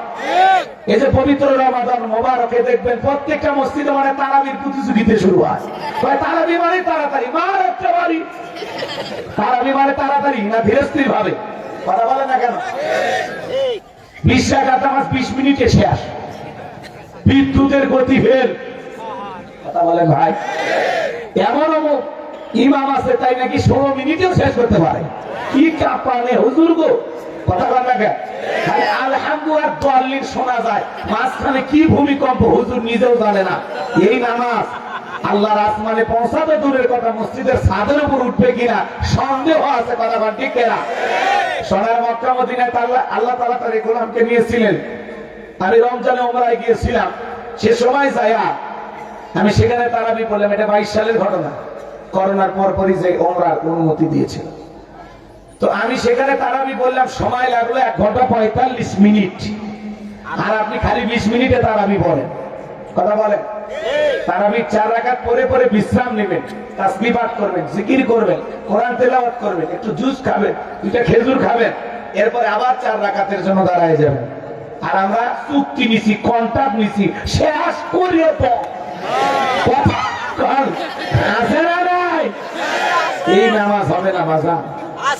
আমরা যেন নামাজটাকে সুন্দর করে পড়ি। এই জন্য আল্লাহ বলেন আল্লাযীনা হুম ফী সালাতিহিম খাশিউন, যারা নিজেদের সালাত বিনয়ের সহিত, নম্রতার সহিত আল্লাহর ভয় নিয়ে আদায় করে। কার ভয়? আল্লাহর ভয়ে, আল্লাহকে রাজি খুশি করার মতো 5 ওয়াক্ত সালাত কারা কারা আদায় করবে? হাত তুলে দেখান তো দেখি। আল্লাহ আমাদের সবাইকে 5 ওয়াক্ত নামাজি বানায় দেন। চিল্লা বলেন আমিন। আর একটু জোরে বলেন আমিন। নামাজ নেওয়াজ করলে 2-3 ঘন্টা ওয়াজ করা যাবে, সময় আপনাদের হাতেও নাই, আমার হাতেও নাই। এইবার 2 নাম্বার গুনাহ বলি, ওয়াল্লাযীনা হুম আনিল লাগবি মুরিদুন। মুমিন বান্দার 2 নাম্বার গুনাহ বলি, অনার্থক কথাবার্তা বলা যাবে না, আজে বাজে কথা বলা যাবে না। এক জায়গায় বসে 2-3 ঘন্টা গল্প করে, অমুক খারাপ তমুক খারাপ, এ ভালো না সে ভালো না, মানে গিবত কমিটির সভাপতি সেক্রেটারি বসে গেছে। আছে না? চা খাইতে খাইতে ঝড় তুলে ফেলে দিচ্ছে, ওটা শুধু কারো টক শো চলতেছে, খালি বক বক বক বক করে, হড়র হড়র করে। আছে না? নাই। বেশি কথা বলে আপনারা তাকে কি বলেন? বাসাল। কথা ঠিক? এত কথা আপনি কেন বলেন বাজান? আপনি তো জানেন না আপনার জবানের প্রত্যেকটা কথা রেকর্ড করা হচ্ছে। মা ইয়ালফিজু মিন কাউলিন ইল্লা লাদাইহি রাকিবুন আতীদ। বান্দা এমন কোন কথা বলে না, এমন কোন কর্মকাণ্ড করে না যা রেকর্ড করার জন্য আমার ফেরেশতারা নাই। আপনার জবানের প্রত্যেকটা কথা ফেরেশতারা আমার রিকর্ড করতেছে, চাচা চায়ের কানে ঝড় তুলছেন কে, চা খাচ্ছেন খান, এরা চুপ করে খান। অমুকের বউ এটা করছে, তুমুকের। মানুষের সমালোচনা করে লাভ আছে? মানুষের গীবত করে লাভ আছে? নিজের আত্মসমালোচনা করেন, কথা বলে ঠিক না? নিজের জীবনের ভুলগুলো সংশোধন করেন। আমার জীবনে তো ভুলে ভরা, আমি তো নিজের অপরাধের টেনশনে ঘুমাইতে পারি না। অন্যকে সমালোচনা করে লাভ আছে? নিজের আত্মসমালোচনা করুন। আমার জীবনে কি কি ত্রুটি, আমার জীবনে কি কি ভুল, আমি সেটা সংশোধন করার চেষ্টা করব। তাহলে না মানুষ হইবে। অন্যের ভুল ধরতে ধরতে নিজের ভুলের সাগরে হাবুডুবু খায় জাহান্নামে চলে যাবেন, টেরি পাবেন না। কথা কয়, অন্যের সমালোচনা করতে মজা লাগে। কথা কয় না? কথা কয়, অন্যের ভুল ধরতে ভালো লাগে। আর নিজের জীবনে এত ভুল চোখেই পড়ে না। চোখটাকে নিজের দিকে নিয়ে কথা কয়। তাহলে চাচা বক বক করা যাবে না। মুমিন বান্দা জবান দিয়ে কথা বলবে ততটুকু প্রয়োজন, যতটুকু প্রয়োজনের অতিরিক্ত কথা বলা থেকে বিরত থাকবে।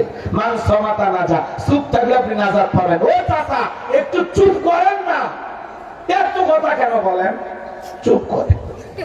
আগে 5-7 জন মহিলা এক জায়গায় হলে গীবত পরনিন্দা চগলখড়ি হইতো, এখন 5-7 জন পুরুষ এক জায়গায় হলে বলে বলেন বলেন গীবত শুরু হয় না, পরনিন্দা চগলখড়ি শুরু হয় না। এমন এলাকা আছে চায়ের কাপ মনে করেন এটা একটা ছোট ছোটখাটো বিবিসি নিউজ। আরে বাবা, পৃথিবীর সব সংবাদ ওনাদের কাছে আছে, হ্যাঁ নাই? তাহলে মুমিন বান্দার 2 নাম্বার গুনাহ বলে অনার্থক কথাবার্তা বলা যাবে না, অপ্রয়োজনীয় কথাবার্তা বলা যাবে না। মুমিন বান্দা জবান দিয়ে সে কথা বলবে যে কথা বললে সব হয়। মুমিন বান্দার 2 নাম্বার গুনাহ বলি অনার্থক কাজ করা যাবে না। মুমিনের টাকা হলে মুমিন সিনেমা হল বানাবে না, যাত্রা গানের আয়োজন করবে না, গানের কনসার্ট দেবে না, মদের বাদ দেবে না, সিনেমা হল বানাবে না। মুমিনের টাকা হলে মুমিন রাস্তার মোড়ে মোড়ে ভাস্কর্য বানাবে না। বিগত 16 বছরে যারা ক্ষমতায় ছিল রাস্তার মোড়ে মোড়ে 4,500 কোটি টাকার ভাস্কর্য বানাইছে। 4,500 কোটি টাকা এক জায়গা করলে কতগুলো হবে দেখছেন? পাহাড় পাহাড় হবে চাচা। 4,500 কোটি টাকা দিয়ে বাপের ভাস্কর্য বানাইছে রাস্তার মোড়ে মোড়ে। ভাস্কর্য বানায় লাভটা কি হলো? 5ই আগস্ট ওই ভাস্কর্যের মাথার উপর উঠে মানুষ পেশাব করে দিচ্ছে। ওই ভাস্কর্যের মাথা ভাঙিয়ে না যে পুকুরে চুবাচ্ছে। তাহলে আপনি কি করলেন? যে দেশের মানুষ খাইতে পারে না, পড়তে পারে না, ডাস্টবিনের খাবার করে খা, রেল স্টেশনে রাত কাটায়, ওই কোটি কোটি টাকা দিয়ে যদি গরিব দুঃখীর কল্যাণে খরচ করতেন, মসজিদ মাদ্রাসা বানাইতেন, বেকার যুবকদের কর্মের ব্যবস্থা করে দিতেন, আপনার বাবা কবরে শুয়ে সব পাইতো। কথা বলে ঠিক না? আর আপনি ভাস্কর্য বানান। এদেশের মুসলমানের টাকা আপনি খরচ করেছেন, আল্লাহর কাছে জবাব দেওয়ার জন্য রেডি থাকেন। কথা বলেন। আছে আজকে ক্ষমতার বড়ায় সব ফেলে ভেঙে গেছে। কথা কথা কাটা। ওই যে মুরুব্বী একটা আসিল, শরীরই চলে না, কথা বলতো খেলা হবে। শোনা যাচ্ছে উনি নাকি ভারতে মারা গেছে। ফেসবুকে অলরেডি আলহামদুলিল্লাহ ওবায়দুল কাদের সাহেব মারা গেছে। আলহামদুলিল্লাহ লেখা শুরু করে ফেলেছে। না, আমি যতটুকু দেখলাম জীবন মৃত্যুর সন্ধিক্ষণে আইসিইউতে ভর্তি আছে। যতটুকু আমরা তথ্য পেলাম খুবই সংকটপূর্ণ অবস্থা। কি হবে না হবে আমরা জানি না। তুমি উনি বললেই কি বাঁচলেই কি আপনার আমার কি বলেন? ওনার কি জানাজা বাংলাদেশে হবে? আসবে বাংলাদেশে?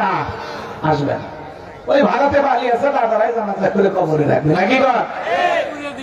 আর এই দেশের মানুষ ভাগ্যে চলে গেছে, শরীরই চলতো না, ব্যঙ্গ করে মানুষকে নিয়ে কথা বলতো, সব সময় ঠাট্টা বিদ্রুপ করতো, নিজেরাই বলতো পারলাম না, অথচ বালিয়ে গেল। আছে আছে সব এমপি মন্ত্রী ভাগ্যে চলে গেছে, প্রধানমন্ত্রী পর্যন্ত ভাগ্যে গেছে। এমন পতন পৃথিবীর ইতিহাসে কেউ দেখেনি। সেই সেতু মন্ত্রী ওবায়দুল কাদের এই দেশের কোটি কোটি টাকা দুর্নীতি করে নিয়ে গেছে। কথা বলে ঠিক কিনা? আজকে উনি মারা গেছেন, এই মৃত্যুর সংবাদ প্রচার হচ্ছে, আর যুবকেরা ফেসবুকে লিখতেছে আলহামদুলিল্লাহ অবশেষে চাচার বিদায় হয়ে গেছে। কাউয়া ডাকে না কাকা, নানান কথা লিখতেছে। আমি এত কথা বলতে চাই না, আমি শুধু এতটুকু বলতে চাই, উনি যদি মারা চায়, মারা গেল মানে ওনার হিসাব শুরু হয়ে গেল। ঠিক আছে, ওনার কর্মফল এখন আল্লাহ ওনাকে যথার্থ দিয়ে দিবে। কথা ঠিক না? কিন্তু উনি মারা গেলে মানুষ আর ইন্না লিল্লাহ পড়বে না, কেউ আর বলবে না আবাইদুল কাদের সাহেব মারা গেছে ইন্না লিল্লাহি ওয়া ইন্না ইলাইহি রাজিউন, এটা বলবে না। উনি মারা গেলে মানুষ আর শুকরিয়া আদায় করে বলবে আলহামদুলিল্লাহ। কারণ কি? কারণ এদেশের মানুষের সাথে তাদের ব্যবহার ভালো মতো ছিল না।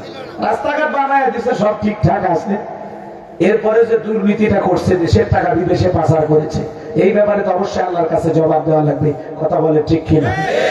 আছে এমপি মন্ত্রী আছে, মন্ত্রীরা সব কোথায় গেল, এমপিরা সব কোথায় গেল, কোথায় কাদের কাকা, ওদের সারা দেশটা এখন লাগে ফাঁকা ফাঁকা। প্রয়োজনে না থাক, নাম বলবো না, বলবো পালাবো না, চাই না তাদের দেখা, ওদের সারা দেশটা এখন লাগে ফাঁকা ফাঁকা। আইনে মন্ত্রী আটকে গেল আইনেরই ফাঁকে, দাড়ি সারা দরবেশটারে ভণ্ড ভণ্ড লাগে। শুনেছি ভাই কত নেতা নেত্রী খাইতেছে ভাই ডান্ডা, বিচারপতি কালা মানিকের ফাটিয়েছে নাকি আন্ডা। এই বিচারপতি শামসুদ্দিন মানিক আল্লামা সাঈদী হুজুরকে মৃত্যুদণ্ডের রায় দিয়েছিল। আমরা বলতে চাই ওই একই ট্রাইব্যুনালে বিচারপতি মানিককে মৃত্যুদণ্ডের রায় দিতে হবে। কারা বলে? ছেলেদের মানুষকে ধন্যবাদ, উত্তম মাধ্যম দিয়ে দিছে। এই বিচারপতি মানিক সারা দেশে 116 জন আলেমের তালিকা করছিল, এর মধ্যে আমিও ছিলাম 23 নম্বরে। আমার রোল নাম্বার কত ছিল? আপনারা চেনেন না? ওরা ঠিকই জানে। বাতিলদের টার্গেটে পরিণত হওয়া মানে কি? তাহলে মানে বোঝা যাচ্ছে আপনি হক কথা বলতেছেন, দাওয়াত জায়গা মতো হচ্ছে। কথাকে বুঝতে পেরেছেন? এই শামসুদ্দিন মানিক আমাদের তালিকা করেছে, যারা আলেমদের তালিকা করেছে, আর আজকে বিনা তালিকায় আল্লাহর কলার পাতা শুয়ে রাখছে, বিনা তালিকায় আল্লাহ জেলের ভাত খাওয়াইতেছে। কথা কর, কার খেলা আছে? এই আইন মন্ত্রী কত আইনের পেঁয়াজ, আর আজকে নিজের কাছে নিজে আটকে গেছে। আর দরবেশ কি সুন্দর দাড়ি, ভারতে যাওয়ার জন্য দাড়ি, তাহলে এই দাড়ি কি রাসূলের সুন্নতের দাড়ি না জনগণকে ধোঁকা দেওয়ার দাড়ি? এদের একটু শাস্তি হওয়া দরকার আছে না? না। আর একজন কি কয় ইন্টারনেট বন্ধ করবি, বন্ধ পলকের ঝলক গেল, পলকের ঝলক গেল, থামিয়ে নেটের চাকা, ওদের সারা দেশটা এখন লাগে ফাঁকা ফাঁকা। কোথায় গেল সংসদেতে মমতাজের গান, কোথায় গেল হযরত বলা স্বামী মুসমা। 70 রাকাত তাহাজ্জুদ পড়তো, বিরাট বড় আল্লাহর ওলি দাবি করত। কিন্তু 5 আগস্টে ভাগ্যে কি আছে 24 সালে আল্লাহর ওলিরা জানতো না। আমরা চাইছিলাম ম্যাডাম পদত্যাগ, আল্লাহ বলে কিসের পদত্যাগ? ওরা যে অন্যায় অপরাধ করেছে আমি আল্লাহ ওদেরকে দেশ ত্যাগ করতে বাধ্য করব। ইন্না বাতাশা রাব্বিকা লাশাদীদ, আল্লাহর পাকড়াও বড় কঠিন। আল্লাহ ধরে ধরে না, যেদিন ধরেছে মামু বাড়ি দিল্লি গিয়ে পড়েছে। কথা বলে ঠিক না? নাই, সব শেষ। চলেন, কষ্ট হচ্ছে নাকি আপনাদের? তাহলে এই যে 4,500 কোটি টাকা দিয়ে ভাস্কর্য বানাইছে, জনগণের টাকা নষ্ট করছে, আল্লাহর কাছে হিসাব দেওয়া লাগবে না? জোরে বলেন, দেওয়া লাগবে কিনা? এই জন্য মুমিন কখনো ভাস্কর্য বানাইতে পারে না। মুসলমানের সম্পর্ক ভাস্কর্য মূর্তির সাথে হবে না। মুসলমান মসজিদ বানাবে, মাদ্রাসা বানাবে, ঈদগাহ মাঠ বানাবে, কবরস্থান বানাবে, রাস্তার মধ্যে ফলের গাছ লাগায় দিবে, ভালো রাস্তা বানায় দিবে, পুকুরের ঘাট বানায় দেবে, জনগণের কল্যাণের টাকাগুলো খরচ করবে। কথা বলেন ঠিক কিনা? মুমিন বান্দার 2 নাম্বার গুণাবলী, অনার্থক জিনিস কান্দে শ্রবণ করা যাবে না। যুবক রে, খানার ভিতরে আর ফল লাগায় গান শোনো, রূপবানে নাচে কমর দোলাইয়া, আল্লাহর ফেরেশতারা কবরে নে পিটাবে সোলাইয়া সোলাইয়া। আল্লাহ কান গান শোনার জন্য দেয় নাই। হকানি উলামা ইকরামদের বয়ান শুনতে হবে, ইসলামী সঙ্গীত শুনতে হবে, কোরআন তেলাওয়াত শ্রবণ করতে হবে। এক কথা, এই কান দিয়া ভালো ভালো কথা শ্রবণ করার দরকার আছে না? না। তাহলে মুমিন বান্দার 2 নাম্বার গুণাবলী, ওয়াল্লাযীনা হুম আনিল লাগবি মুরিদুন। মুমিন বান্দা মারাত্মক কথা বলবে না, মুমিন বান্দা জবান দিয়ে সে কথা বলবে যে কথা বলে সব হয়। মুমিন বান্দা মারাত্মক কাজ করবে না, সমাজে সেই কাজ চালু করবে যেই কাজ চালু করলে সব হয়। মুমিন বান্দা মারাত্মক কোনো কিছু কান দিয়ে শ্রবণ করবে না, মুমিন বান্দা কান দিয়ে সেইটা শ্রবণ করবে যেইটা শুনলে সব হয়। এক কথায় সওয়াব আছে যেখানে, বলেন সওয়াব আছে যেখানে, আর গুনাহ আছে যেখানে, সকল গুনাহ থেকে আল্লাহ আমাদের বেঁচে থাকার তৌফিক দান করুন। একটু জোরে বলেন আমি। সহজ কথা, মন্দ কথা বলবো না, মন্দ কাজ করব না, মন্দটা শুনবো না, ভালো কথা বলবো, ভালো কাজ করব, ভালোটা শুনবো। কথা ক্লিয়ার? এইবার মুমিন বান্দার 3 নাম্বার, যুবক রেডি হও, স্যার এসে গেছে। মুমিন বান্দার 3 নাম্বার গুণাবলী, ওয়াল্লাযীনা হুম লিস-সাকাতি ফাইলুন। আর একটু জোরে কর আল্লাহু আকবার। আমার ভাইরা, আমার আল্লাহ রাব্বুল আলামিন বলেন মুমিন বান্দার 3 নাম্বার গুণাবলী, মুমিন বান্দাকে আল্লাহ যদি নেশাব পরিমাণে সম্পদের মালিক বানায় দেয়, মুমিন বান্দা সক্রিয়ভাবে হিসাব করে করে বছরে কয় লাখ টাকার কয় হাজার টাকা যাকাত আসবে, কয় কোটি টাকার কয় লাখ টাকা যাকাত আসবে, মুমিন বান্দা সক্রিয়ভাবে হিসাব করে করে বছরে যাকাত দেবে একবার কার ভয়ে? যাকাত দেওয়া নফল না ফরজ? নামাজ আদায় করা যেমনি ফরজ, যাকাত দেওয়া তেমনি ফরজ। যাকাত আসছে দারিদ্রতা বিমোচন করার জন্য, অভাব মুক্ত সমাজ রাষ্ট্র দেশ গড়ার জন্য, ক্ষুধা দারিদ্র মুক্ত বাংলাদেশ গড়ার জন্য। যাকাত আসছে রাস্তার এই পারে 10 তালা, এই পারে গাছতলা, তার ব্যবধানকে দূর করার জন্য।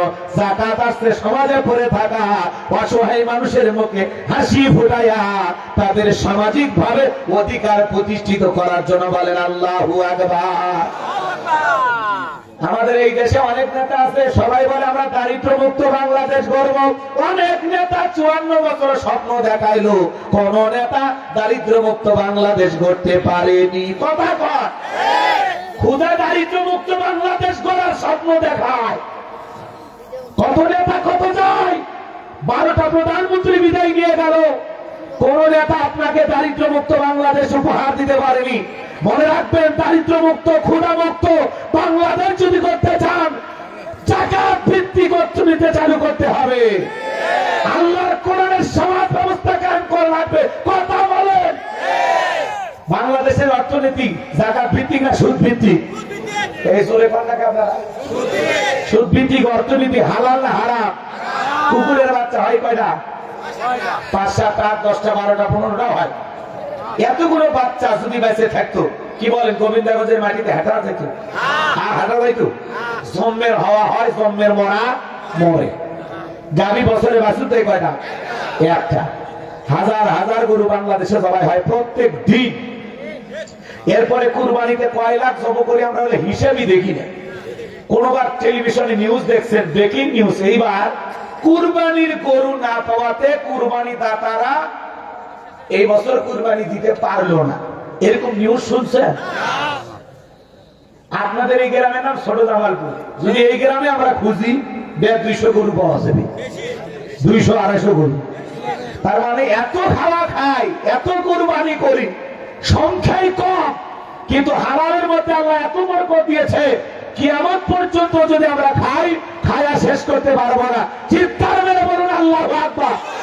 আর একটু জোরে বলুন আল্লাহু আকবার। এই জন্য মনে রাখবেন, সুদ ভিত্তিক অর্থনীতি দিয়ে কখনো বাংলাদেশ আপনি দারিদ্র মুক্ত বাংলাদেশ করতে পারবে না। আসুন, সুদ ভিত্তিক অর্থনীতিকে লাথি মেরে বুড়িগঙ্গায় চুবাইয়া বঙ্গোপসাগরে নিক্ষেপ করে যাকাত ভিত্তিক অর্থনীতি চালু করতে হবে। যাকাত ভিত্তিক অর্থনীতি চালু করে একটা যাকাত মন্ত্রণালয় চালু করতে হবে। আর এই যাকাত মন্ত্রণালয়ের দায়িত্ব এদেশের বিজ্ঞ ইসলামিক স্কলার, দিনের দায়ী আলেমদের কাছে দেওয়া লাগবে। ওই ঘুমসুর ডালসুর বিকাশের টাকা চোর, দুর্নীতিবাজ, লুটপাটকারী, চাঁদাবাজ, সন্ত্রাস, ওই সমস্ত নেতাদের কাছে দায়িত্ব দেওয়া লাগবে না। ওরা ওদেরকে যদি দায়িত্ব দেন, সব টাকা বিদেশে পাচার করবে। কথা বলেন। আর আপনি ওই সমস্ত নেতাদের পিছনে স্লোগান দেন, বল্টু ভাইয়ের চরিত্র ফুলের মতো পবিত্র, নামাজ পড়ে ভক্ত, গাঁজা খাই 5 ওয়াক্ত, ঘুম ছিঁড়িতে পাঠা ভক্ত, শয়তানের 1 নাম্বার ভক্ত, হুজুর যেতেন খুবই শক্ত, চুষে খাই গরিবের রক্ত। পোস্টার লেখাছে গরিবের বন্ধু, ভোট দিয়ে দেখেন গরিবের কয় নাম্বার শত্রু। কথা বলে না কেন? আছে না নয়? পোস্টারের নিচে লেখা আছে সেবা করার সুযোগ দিন। আমি তো অ্যাঙ্গেলে চশমা পরে দেখি, ওই জায়গায় লেখা আছে ধনী হওয়ার সুযোগ দিন। কথা বলে ঠিক না? জনগণের পকেট মাইরা দুর্নীতি কইরা দেশে বিদেশে বাড়ি বানায়, সুইস ব্যাংকের অ্যাকাউন্টে টাকা জমায়। কথা বলে ঠিক না? নেত্রীর ব্যাংকের লকারে 832 ভরি স্বর্ণ পাওয়া যায়। সুবহানাল্লাহ কম কি খাওয়া? এই সমাজ আমরা চাই।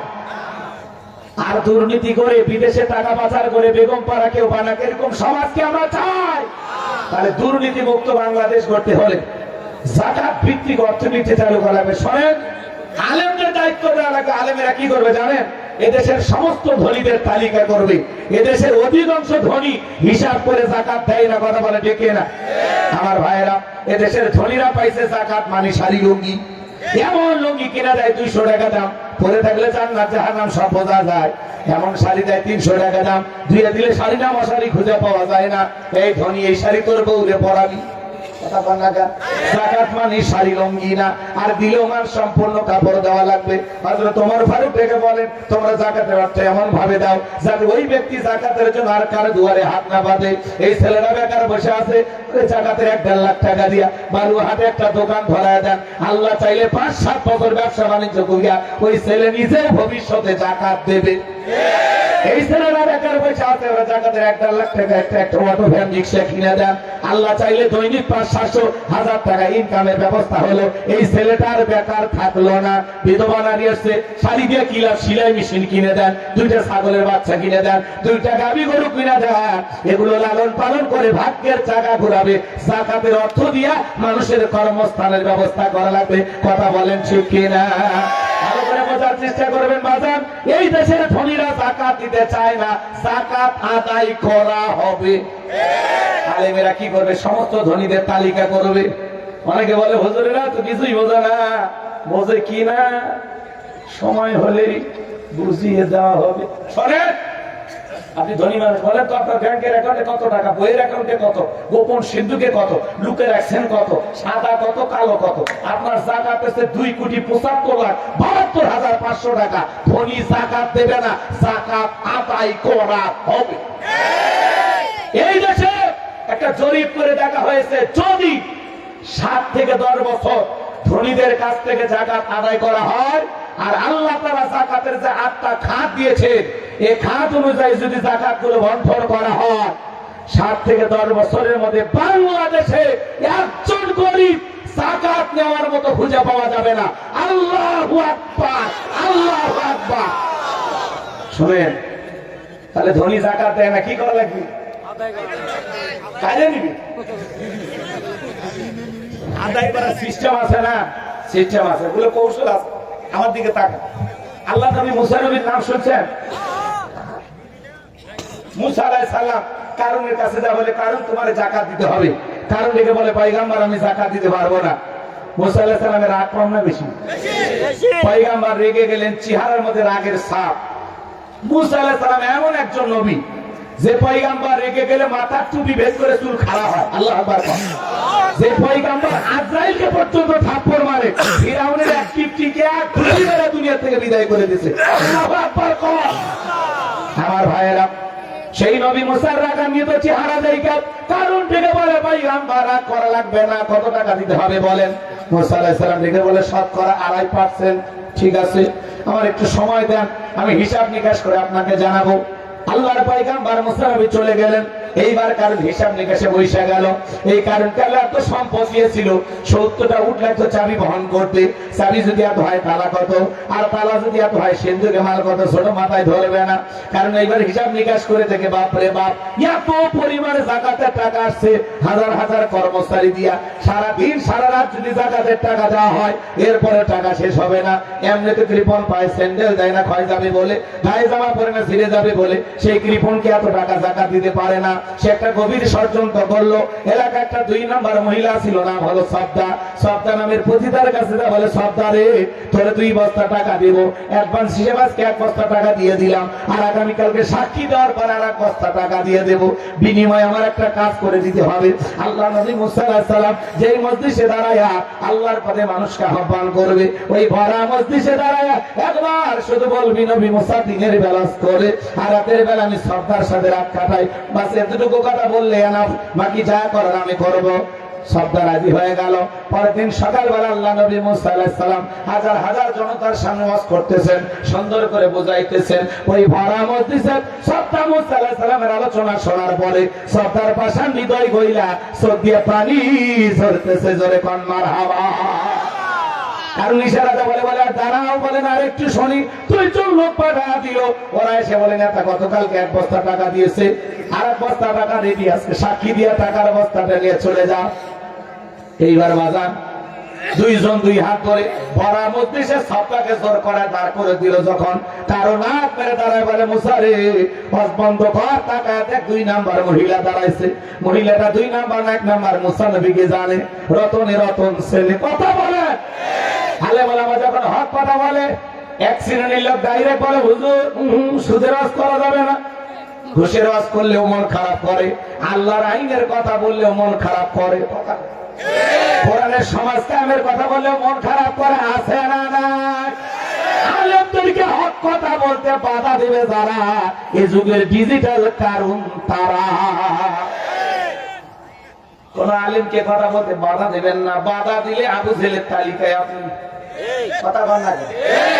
আল্লাহ বলেন, ওয়াকাল্লাযীনা কাফারু লা তাসমাউ লিহাযাল কুরআনি ওয়ালগাউ ফীহি লাআল্লাকুম তাগলিবুন। সূরা হামিম সিজদার 26 নম্বর আয়াত।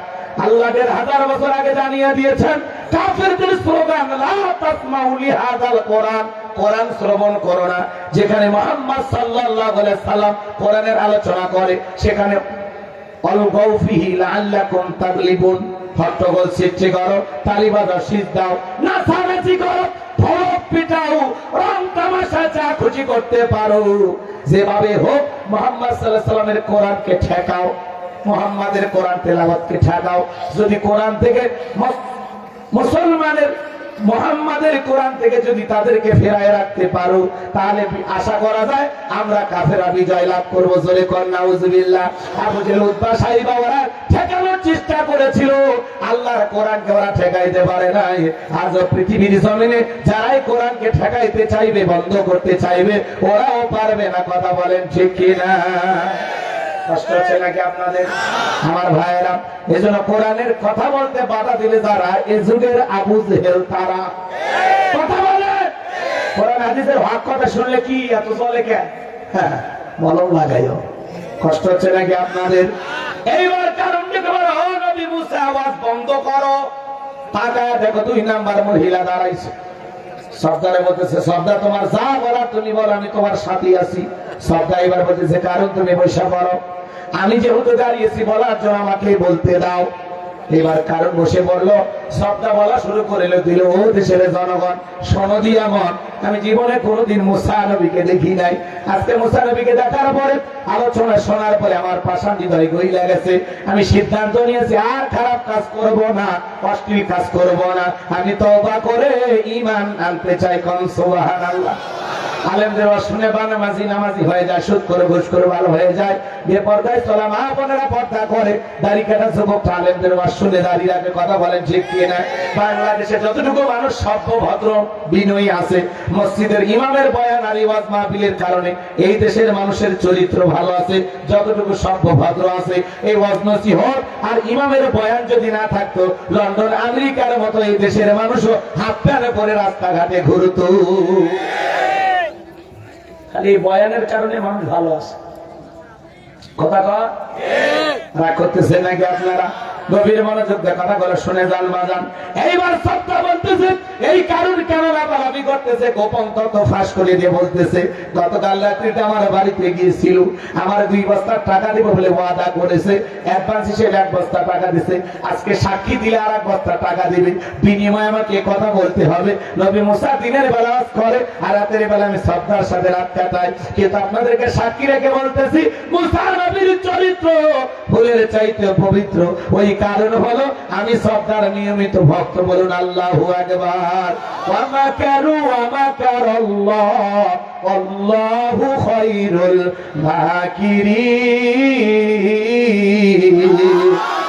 এলাকা যে গর্ত খুঁড়েছে নিজের গর্তে নিজেই পড়েছে, যারা ট্রাইব্যুনাল গঠন করেছে নিজেদের তৈরি করা ট্রাইব্যুনালে নিজের নামেই ফাঁসি রায় হয়েছে।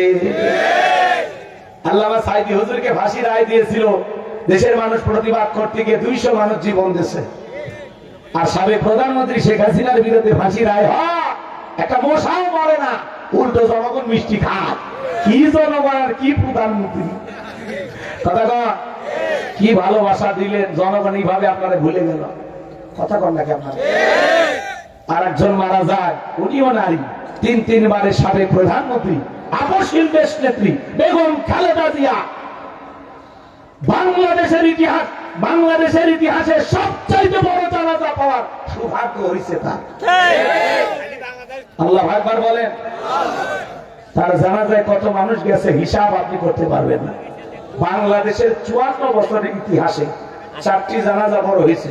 শহীদ প্রেসিডেন্ট জিয়াউর রহমানের জানাজা ইতিহাসের সেরা জানাজা ছিল। এরপরে আল্লামা সাইদি হুজুরের জানাজা বড় জানাজা ছিল।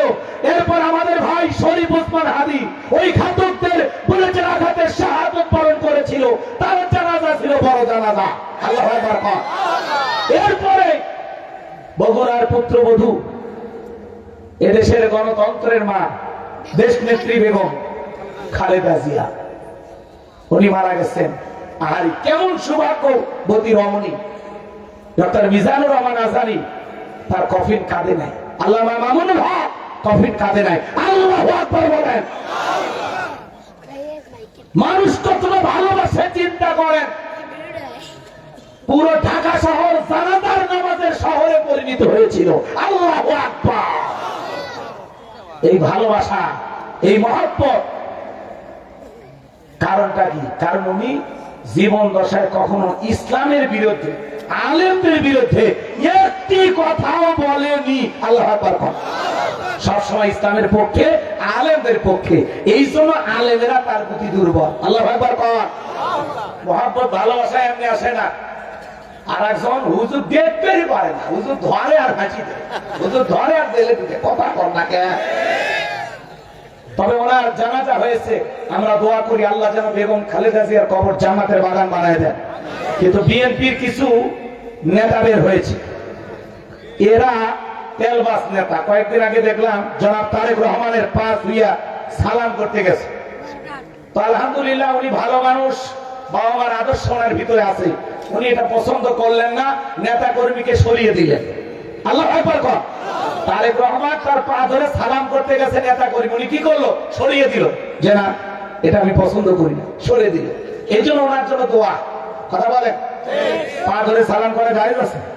হ্যাঁ, এরা হলো তেলবাস, নেতার একটু মন জয় করার জন্য। তো আজকে দেখলাম বেগম খালেদা জিয়ার কবরে ববি হাজ্জাজ নামের একজন নেতা, উনি যাইয়া জমজমের পানি ছিটায় দিচ্ছেন। এগুলো অতিরঞ্জিত। কে বলেছে আপনাকে বেগম খালেদা জিয়ার কবরে জমজমের পানি ছিটাবেন? কেন? কে বলেছে আপনাকে? কথা বলেন না কেন? অতি উৎসাহ, খুব বেশি আবেগ, এগুলো ভালো না। ওনার জন্য দোয়া করতে হবে। মৃত ব্যক্তির জন্য 3টা কাজ। কয়টা কাজ বলেন? কথা বলেন না, কয়টা কাজ? ওনার জন্য 3টা কাজ করতে হবে। 1 নাম্বার যে কাজটা ওনার জন্য করবেন, সদকাতুল জারিয়া। ওনার জন্য যত বেশি পারেন আপনি দান করবেন, যত বেশি পারেন দান করবেন। মসজিদ মাদ্রাসায় দান করেন, কোনো সমস্যা নাই। আপনি ওনার ভালো চান, ওনার নামে দোয়া করেন। কথা বলেন, যত বেশি পারেন দোয়া করেন। জায়নামাজে কাঁদেন ওনার জন্য যে আল্লাহ বেগম খালেদা জিয়াকে জান্নাত দাও। আপনি কাদের দোয়া করেন? ঠিক। ওনার নামে মসজিদ মাদ্রাসা বানায় দেন। কথা কয় না কেন? ওনার নেককার সন্তান আছে, উনি দোয়া করবেন। তারেক রহমান নিজে মায়ের কবরের পাশে দাঁড়িয়ে দোয়া করেছেন, নিজে মায়ের মাকে কবরে নিজের হাত দিয়ে নামাইছে, মায়ের লাশের পাশে কোরআন তেলাওয়াত করেছেন, মায়ের কবরে লাশটাকে অঝরে কেঁদে কেঁদে দোয়া করেছেন। এরকম নেককার সন্তানই তার জন্য যথেষ্ট। কথা বলে ঠিক না? অতি আবেগে জমজমের পানি কবরে ছিটাতে যাবেন না। এগুলো খুব বেশি আবেগ আপনাদের ধরে গেছে। কথা বুঝতে পারতেছেন? হ্যাঁ চাচা ঠিক হয়েছে, মন্ত্রী হওয়ার লোভে পানি ছিটেছে। হ্যাঁ চাচা একেবারে জায়গা মতো ধরে ফেলে দিছে। হ্যাঁ গোবিন্দাবাদের মানুষ তো বুদ্ধি আছে আপনার। তো আমরা জনাব তারেক রহমানকে বলবো, এই যে কিছু মহিলা যারা কবর জিয়ারত করতেছে এগুলো যেন না হয়। আর যারা এদের জমজমের পানি ছিটাইতেছে এনাদেরকেও সতর্ক করে দেবে। কবরে পানি ছিটানোর ভিতরে বিশেষ কোন ফজিলত নাই। এটা করা থেকে আমরা বিরত থাকবো ইনশাআল্লাহ। ইনশাআল্লাহ আল্লাহ যেন আমাদের হেদায়েত দান করেন। জোরে বলেন আমিন। একটু দলীয় পদ পাওয়ার জন্য, নেতার বাহবা পাওয়ার জন্য এগুলো করবেন না। আর আমার বিশ্বাস শহীদ জিয়া এগুলো পছন্দ করতেন না, বেগম খালেদা জিয়াও স্লোগান দেওয়া তেলবাজি দেওয়া পছন্দ করতেন না। আশা করি জনাব তারেক রহমানও এই বিষয়গুলো সঠিকভাবে দেখবেন যে অতি রঞ্চিত খুব বেশি তেলবাজদেরকে আপনার আশেপাশে ঘেঁচতেও দিবেন না। কথা বলেন, এই তেলবাজের আয় কিন্তু ডুবে ডুবে। কথা না, আগে তেল দিত না হযরত হাসিনা। কথা বল না কেন? উমর ফারুকের পরে পৃথিবীতে উনি একমাত্র ভালো মানুষ। নানা ধরনের তেল বিক্রি করে করে এত দুর্নীতি করছে, খাটের নিচে তেলের খনি পাওয়া গেছে। এগুলো আমরা তেলবাজি দেখেছি, আগামীতে আমরা তেলবাজি দেখতে চাই না। কথা বলে ঠিক কিনা? এজন্য ভাই বেগম খালেদা জিয়ার কবরের বিষয়ে আপনারা একটু সতর্ক থাকবেন। আদবের জায়গা এগুলো আপনারা করবেন না, অতি রঞ্জিত কোনো কিছু করতে যাবেন না। আল্লাহ যেন আমাদের হেদায়েত দান করেন। একটু চিল্লা বলেন আমিন। তাহলে একজন সারা দেশের মানুষের দোয়া পায়, আর একজন ভারতে পালিয়ে আসে। তাহলে চিন্তা করেন, মানুষের দোয়া পেতে হলে জীবনটাও সুন্দর হওয়া লাগবে। কথায় আছে, এমন জীবন করিও গঠন, মরিলে হাসিবে তুমি কাঁদিবে ভুবন। বেগম খালেদা জিয়ার জন্য আলেমও কাঁদে, জনগণও কাঁদে, রাস্তার ভিক্ষুকও কাঁদে, রাজপ্রাসাদের এমপি মন্ত্রীও কাঁদে। এই ভালোবাসা তিনি অর্জন করেছেন। কথা বলে ঠিক না? আল্লাহ যেন বেগম খালেদা জিয়ার কবরকে জান্নাতের বাগান বানায় দেন। তার পরিজাত টুকরা সন্তান জনাব তারেক রহমান বাবা হারিয়েছেন, মা হারিয়েছেন, এতিম হয়ে গেছেন। আল্লাহ যেন তাকে সবর করার তৌফিক দান করেন। একটু চিল্লা বলেন আমিন। আর একটু জোরে বলেন আমিন। আগামী 11 তারিখ বগুড়ায় আসবেন। এই যে আমাদের শহীদ আবু সাইদের কবর জিয়ারত করবেন, আবার বগুড়ার মানুষের জন্য একটু দোয়া করার জন্য আসবেন। তোনার জন্য আমরা দোয়া করি, আল্লাহ যেন ওনাকে ভালো রাখেন। একটু জোরে কোন আমিন। এটুকু বলা থেকে রাগ করলেন আপনারা? কষ্ট পাইছেন আমার কথা? একটু এতে কয়েক মিনিট শেষ করে দিবেন, শেষের দিকে বললেন ভালো। জি হ্যাঁ ঠিক আছে, সমস্যা। আমি এর কয়েক মিনিটের মধ্যে আমরা শেষ করে দেবো। ভাইকে দিয়ে আমরা মোনাজাত করবো। আমার দিকে তাকান বাজান গো আমার। তাহলে আমি যে কথা বলতে চাচ্ছিলাম কথা মনে হয় ভুলে গেছেন। এইবার গোপন তত্ত্ব যখন ফাঁস হয়ে গেল, নিজের ফাঁদে যখন নিজে ধরা পড়লো, আল্লাহ নবী মুসা ডেকে বলে, আল্লাহ চাইতে গেছিলাম যাকাত, আর আমার বিরুদ্ধে এত বড় অপবাদ মেনে নেওয়া যায় না। আল্লাহ জমিনকে ওয়াদা দেন, জমিন যেন কারণকে গ্রাস করে ফেলে।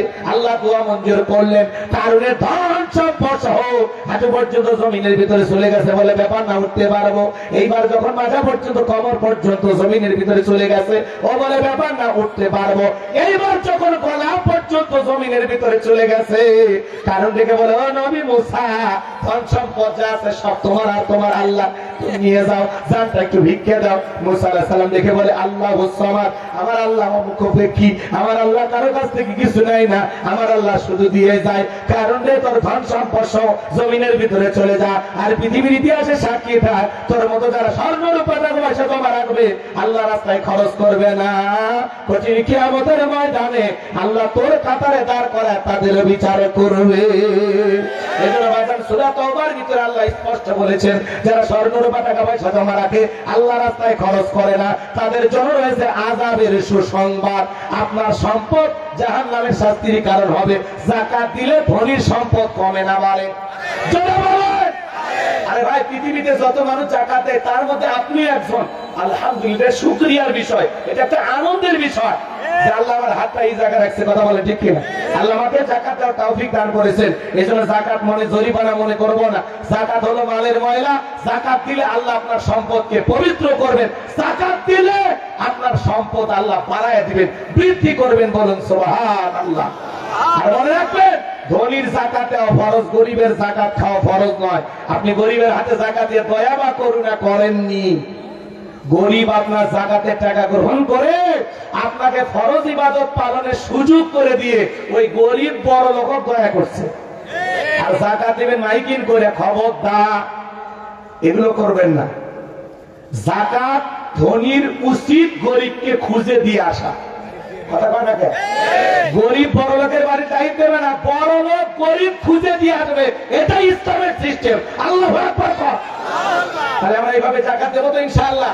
তাহলে মুমিন ইমানদার 3 নম্বরে গুনাহ বলি, আল্লাহ সম্পদ দিলে হিসাব করে যাকাত দেব। এইবার 4 নাম্বার, ওয়াল্লাযীনা হুম লিফুরুজিহিম হাফিজুন।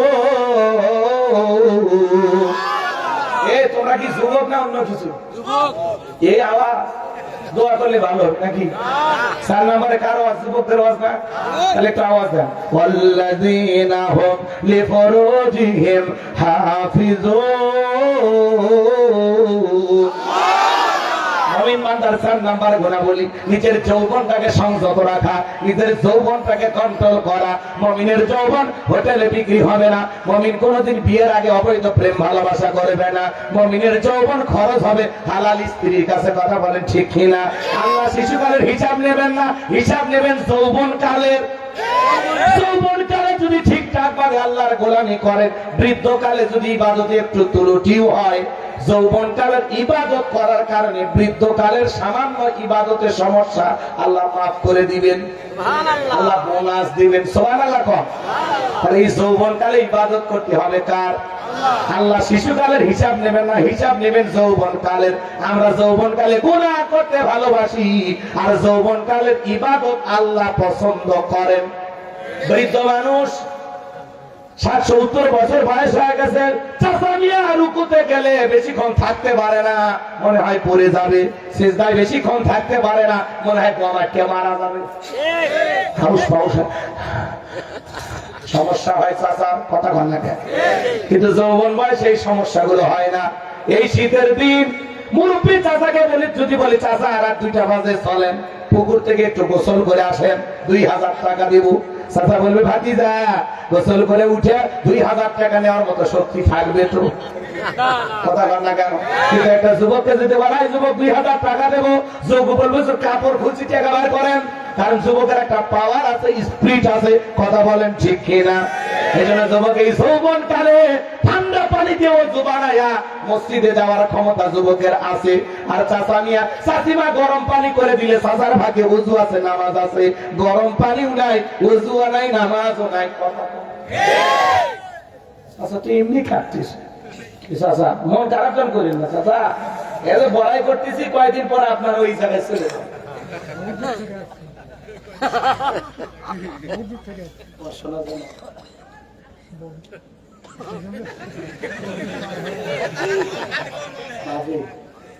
আলহামদুলিল্লাহ। চাচা করছে বহু দূর থেকে আসছে শোনার জন্য, সেজন্য 40টার উপরে মাহফিল শোনে। আলহামদুলিল্লাহ। আচ্ছা, কষ্ট হচ্ছে আপনাদের? এদিকে